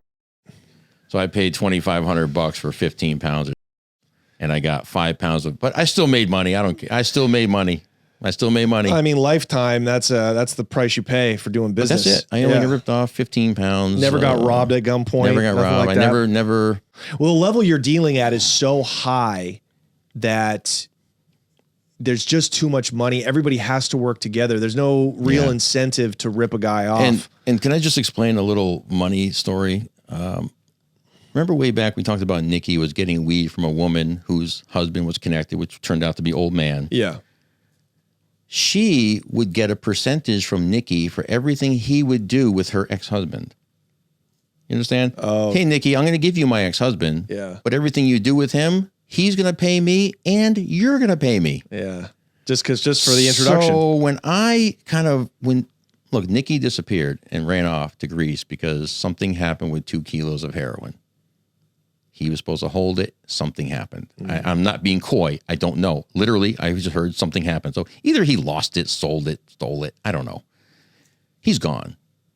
But now this woman who I've never even met, she thinks I owe her money because I'm in on Nikki's dime. Mm-hmm. Yeah. Well, Marcus and I quickly say, sure. Right, of course. You and I just won't tell her what we do. Yeah. You know? Yeah. But the reason I told you that is that's how it works, man. Like in that game, if they turn you on to something, they expect you to pay them in perpetuity. Yeah. Like a royalty payment just for an introduction. That's crazy. I push back on that. Yeah, no, that's crazy. I push back on it and I didn't do it. Yeah. So I'm in the crazy days. I make a mistake one day in my haste and my networking, and I was just looking for another good outdoor guy here in Connecticut. And my original buddy who had turned me on to the first Mexican who dropped me off here today, he has a white guy friend who has some high end. And what year is this? 2010, 2011? Yeah, this is 2010. Yep. Okay. Yep. I decided to send him $8,200 in the mail. And I've smuggled lots of money, and there's a way to smuggle it. And it's so simple. You fold your money in half. Yeah. Never put money in a box flat. Flat meaning not folded, because money looks like money. No matter how you look at money through whatever x-ray you look it through, it always looks like money, right? Mm-hmm. I would fold it in half and put it between Post-it packages. I smuggled hundreds of thousands on airplanes that way in the early days before the trucking. Look, I trucked most of my money out west. Sometimes I flew it when I was only flying 50, 60 grand in the early days. Right. Pre 9/11. Yes. And I would take, post. Oh, interesting. Post. Because I didn't start going to California until after that. But what I would do is I'd fly with another person. So I'd give him like 20 or 30 grand. You could put 10 grand in your wallet in hundreds. Right. And then you could put 10 grand in your pocket. Wallet goes through the machine. Pocket, you go through the walkthrough. Yeah. Okay, you're allowed to have 10 grand on your person. Right. Whatever's in that wallet is not related to your person. But if you get caught with all the money and it's over 10 grand, they can take it. Right. So I used to buy cars on eBay, but I wouldn't really buy them. I would call somebody, Brad Garrett from Everybody Loves Raymond. He was selling a Camaro one time on eBay, and I set up a deal to come buy it because he was selling it for like $60,000. So you know what I'm thinking, right? I can now bring $60,000 on a plane. I've already called his assistant. I've set up an appointment. I've left my name. You've got I'm your going to be declaration. there on this day. Right. I've got my cash. So you may take my cash, but I'll get it back tomorrow. But I never got stopped. So I never had to use that scam. I never had to use it. Never got stopped on a plane. Interesting. Okay. Yeah. So what happened? How did it, all parties must end eventually? So the $8,200 that I Yeah. sent to California got taken in Long Beach sort facility. You sent it through FedEx? No, USPS. Okay. It goes to Long Beach sort. Okay. It got picked up. I got sloppy. I sent it between two T-shirts, just put money in it. Went through the radar, boom, taken. Now it's only $8,200. That's not a crime. No. Over 10's a crime. Right. But they told me that it looked like drug money because it was in only 20s. They wrote me a letter and told me that. So they said, we're not giving it back. Even though I wrote a letter saying, he's selling a car, I'm buying it. I sent him cash. Okay, so I'm stupid. I mailed money into cash. I'm stupid. That's all I am. I'm just stupid. Never got it back. That was the first thing that landed on the DEA desk. Yeah. That was it. Why the would you write a letter to the government? It's $8,200. You're a millionaire. Why did I fight the $8,200? Yeah. I mean, I didn't want heat. I thought I could make it go away. Oh, so you were kind of like in plain sight saying, hey, I got nothing to hide here. You took my money. Right. I'm letting you know, hey, yeah, this is me. I did. I'm not super bright. Yeah. I sent cash. I wanted this guy to know I was serious. I didn't want him to sell it out from under me, so I just mailed him money overnight. Right. I was going to blow the guy away, and he was going to show up tomorrow, and there'd be $8,200 in his mailbox. That was pretty much what I said. And they wrote back, no. I mean, have you ever heard anything more stupid than we think it's drug money because it's in 20s? You know 20s is the most common piece of paper that floats around this freaking planet? Do you know that? 20s. 20s. I mean, you could argue that something even dumber than that is engaging with the feds. Yeah. But Okay. I beat them. So there we go. Don't bury the lead. Don't bury the lead.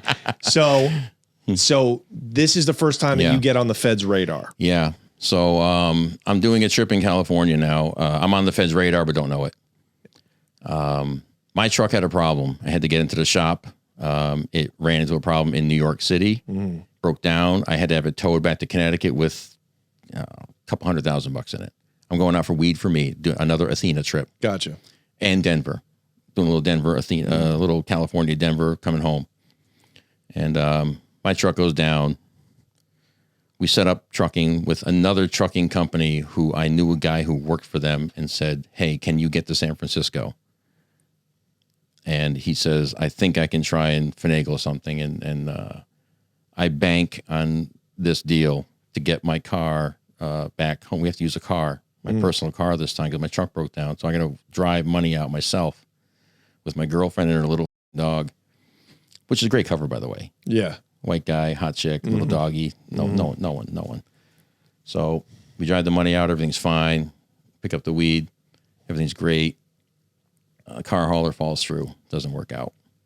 So now we got to make a decision to hump 200 pounds back in the car and do it cowboy style. Right. And I don't like it. Athena really doesn't like it. Uh-huh. I'm paying my driver $10,000 a clip now for all trips. Okay. He $10,000 a clip. $10,000 coming out, $10,000 going back. Right. It's great money. Yep. And he takes the car.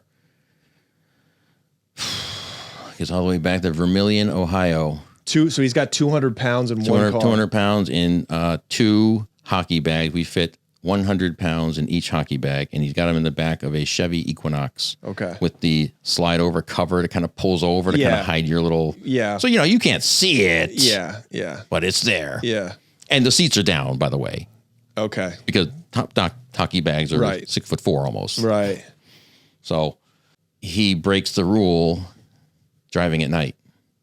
That's right. Through Illinois and through Ohio. I know these states. These are zero tolerance states. With Connecticut plates. Yes. When they want to steal money, they hit the westbound lanes. When they want to steal weed, they hit the eastbound lanes. Mm-hmm. That's how it works. Mm-hmm. He gets popped.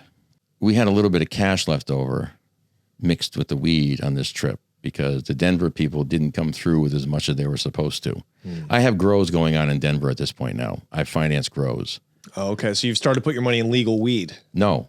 Illegal grows. Okay. I'm fine. I gave a couple of guys $10,000 to start up a grow for me so I could have my product that goes to Shorty. Yeah. Denver to Texas is a better logistical trip. Right. Of course. So it's close. Denver weed would never come in here. Yeah. So I have 2 grows going for me. I ended up getting 2. Remember I said I only did Shorty a couple of times after that. Yeah. I only got 2 cycles out of it before I had to move on. It was just, I couldn't get to Denver enough. Okay. So he gets popped in Ohio and calls me the next morning. And from jail. Nope, they let him out. So I knew. He was talking. And they put the photos from the bust of, they take the picture of the weed and the money. It was only $75,000 in cash, but there should have been no money, and there should have been 20 something more pounds. Mm-hmm. So he talked. Yeah. Of course. He talked about everything that he had ever done and who I was connected with. Athena, Nikki, Canadians, people. I had a money guy in Connecticut too. I had, I didn't need him at the end, but in the early days, it was good to have a guy that would pitch in 20, 30 grand when you're trying to pick up 40, 50 pounds. Yeah. He talked about the money guy. And the DEA already had my $8,200 file on their desk. Right. So now it's, we just popped a guy with 200 pounds and $75,000 and it's in my car. Mm-hmm. Oh, the car's registered to you? That Chevy Equinox is registered? That's mine. Yeah. Slipping. It happens. The truck went down, man. Yeah. It was not fixable. So I had to make the trip. And this is your most trusted driver? Been with me from the beginning. Wow. Now, I got to preface this by saying, yes, we had those conversations. I drove across country with this man about 6 times. Mm-hmm. So you don't think we talked a little bit? Of course. And as you can tell, I can talk a little bit. So what happens after that? So now he's working for the feds and he's playing me for where I am. I'm now no longer talking to him about business. I know he's been busted. I'm not talking to him about business, but you act like you don't know that he's been busted. I know he's been busted. And, when someone who works for you gets busted in this way, you can't abandon them because then they rat you out. Yeah. But if they don't stick to the plan, you get ratted out. So you kind of have to abandon them. I had to stay. Well, but in my thought process was, I don't know what he said. He got caught with 200 pounds and 75,000. That's what you talk about. Yep. First time I did it. Stupid me. I can't believe I did this. Yeah. Have you ever done it before? Nope. But no, it wasn't that. Look, you also can't, when a guy's in that position, if he don't got the heart or the spine, mm-hmm. you're not really tested till you're in that chair in that room. Yeah. And, he caved. And so why not just switch everything up? Why not get rid of all your phones? Why stay in communication with him? I was always switching things up, but I kept in communication with him because at the time I thought it was smarter to just, look, I wasn't giving him any info, but they were pinging my phone. So they were pinging my phone. And I didn't want to believe that he was going on trips. And every time he came to my house for a couple bucks, or I gave him a Nissan Pathfinder one time. And hold on, I don't get it. Why are you in communication with this guy? So he's telling you that he's out on bail. Yeah. He's telling you that he's telling me he didn't case. talk. And the reason that they let him out was because they bought his story that it wasn't his. And he's out, and I'm setting him up with lawyer meetings. I'm like, okay, cool. Here's our next step. We already had the lawyer set up, remember? And we had the lawyer, and I'm trying to get him to, hey, you got to contact him, but he's stalling. And I mean, this is only taking place for about 2 weeks. Yeah. So this isn't like I was talking to him for months. I mean, but he had said enough, and they pinged me on, which would become my last trip of 54 kilos. They pinged me out there in California. They pinged me coming all the way across the country. Now, I wasn't driving. I had a driver. And pinging means they got pinging my phone to see where I was. Hey, his phone pinged in Vegas. His phone pinged in LA. His phone pinged in Iowa. So does that mean they have a wire up on you, or they're just tracking? No, they're you? just tracking me to see where I was going. And do they even need a warrant for that? Apparently not. I mean, it's on good, intel. Yeah, so they could just ping you without a warrant. No, you know what? They probably did get a warrant. Right, but they're not tapping your phone yet. No. Okay. No, they never tapped my phone voice. Okay. Just location. Okay. Canada stuff is still going on. BlackBerry stuff. I'm not worried about communicating through the BlackBerry because they're not onto that. They don't even know that. They know I'm dealing with Canada, but you know why they don't know? Because I didn't know how high up I really was. I knew I was you there. Must have known. But I never knew at the time that the guy I was talking to was the guy. The boss. The guy doesn't talk to transport. Yeah, right. You ever see Vito Corleone talking to, I mean, he only talks to Luca Brasi because it's his daughter's wedding, for Christ's sake. Other than that, those two don't communicate. Yeah. Right? They don't. In the real world, they do. Well, apparently they do. So they pop my driver as soon as he crosses into Connecticut. They had been pinging both of us. They pinged me, and they could tell who I was calling and talking to. Okay, hang on. So the driver's got 54 kilos of coke now. White guy. Not okay. Obviously, my driver got busted, but he's gone now. Yeah. Got to replace him. How did he get busted with? Oh yeah, you replaced him because they were pinging him, and they knew I was coming back with something, but didn't know what. So as soon as they probably picked him up in New York. Is what I'm going to estimate. They probably picked him up in New York. Yeah. And because Connecticut are such whores, they didn't want to bust him in Connecticut because then they got to split. If it was all cash, you have to split it with New York. Right. That's how it works. Yeah. Okay. So they don't want to do that. So they wait till he crosses right over the Connecticut line. Woo, light him up instantly. He gets popped. I don't know it. I'm already home. In fact, I'm in New York City setting up a deal with a pot agent that's about to get me to the grower in Eureka. Wow. So I'm going now. I'm about to overstep all of the Ronnies and the Angie's peoples, and you're going to go straight to the source. I'm going straight to Eureka. Yeah. And this is happening. I'm being set up with a guy in Reading who works with this agent. guy. That's fascinating. A pot agent. There used to be pot agent. There probably still are. Yeah. Literally just middlemen who just connect two people. Yeah. I know a grower. I'm a pot agent now. Yeah, exactly. Yeah. So there was big money in that back in the day. The DEA decided to hit me in New York City, but they f***ed up. I didn't have anything. I was only going down to talk. They thought I was going down to make a deal.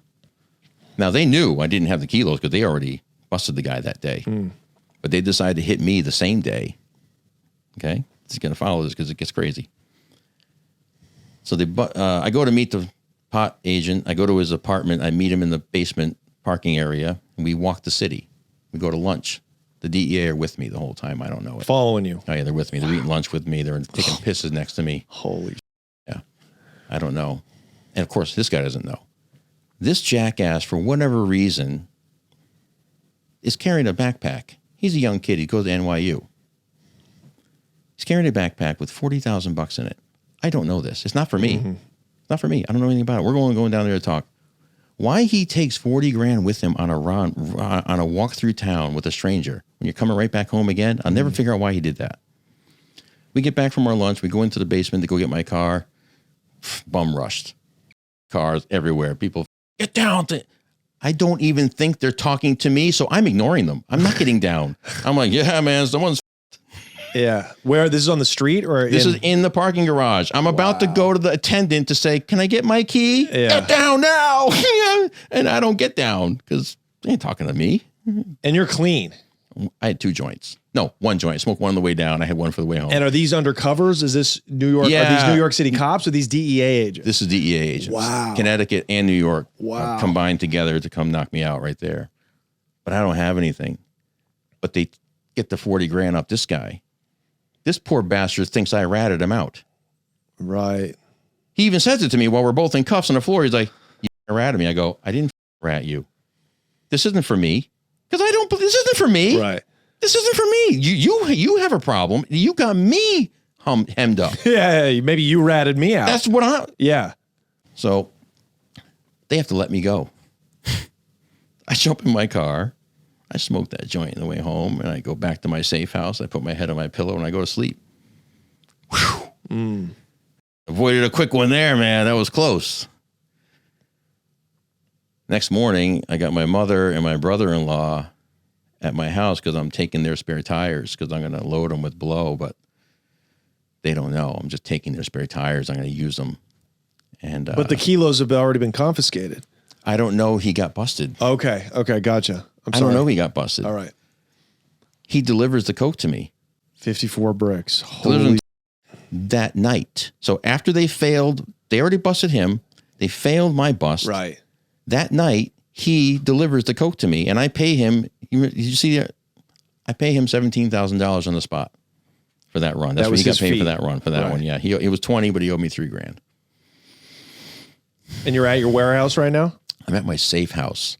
Okay. I don't have money in this house at this point, so I take the kilos that. Well, I do. I have my spending cash there. I don't have anyone else's money. Right. So now I've got the Equinox in my yard. Mm-hmm. It's already been busted. I don't know it. Next morning, 20, 30 cruisers, 30, 40 guys, dogs, everybody. And I'm in a small town, back road. Yeah. And don't you know, the school bus that picks up my son, he wasn't on it, drives by as I'm being walked out. So. And they find all the coke? One of the agents says, so, how much weed you got in there? And I'm looking at some of the other guys. I'm like, do you guys not know? Do you guys not know? They already had the dog in the truck. They were going to get in the truck. They didn't have a warrant for the truck, but they could have gotten it. I found out later. They only had a warrant for the house. Wait, time out. I got that backwards. My bad. They only had a warrant for the truck. Out. They only had a warrant for the truck, not for the house. Yeah. Obviously, they got the truck already. Yeah. So he says, how much weed you got in there? As they're getting ready to open it. I go, I don't know. There's a few things in there. He opens it up, and the look on their faces were like, how many are in here? I said, I don't know, 50 or something, 50, 55. And they're like, oh. So they let my mother go. They let my brother-in-law go, even though they knew that they kind of knew something. I was using my people's spare tires at the time for various things.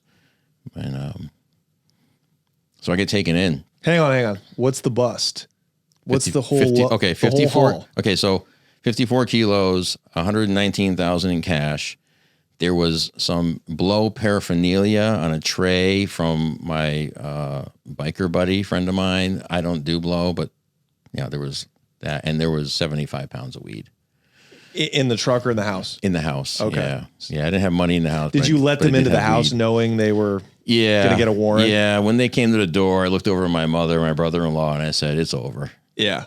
It's over. I would have done the same thing. Like I just let them in. Yeah. And this is how I beat them.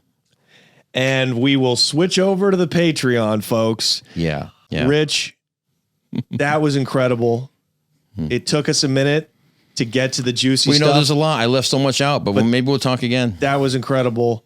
Congrats on your freedom. But we want to hear all about it because that was back in 2012. Yeah, that was end of January. Yeah. And it's taken you now almost 13 years to finally adjudicate and beat the case. Yeah. So that was incredible. But we're going to switch over to the Patreon now because we want to hear about the case and how you beat it. Thank you guys. Go over to patreon.com/theconnectshow to hear about Rich's case and how he beat the federal government. Not a lot of people can say that. No. Peace out.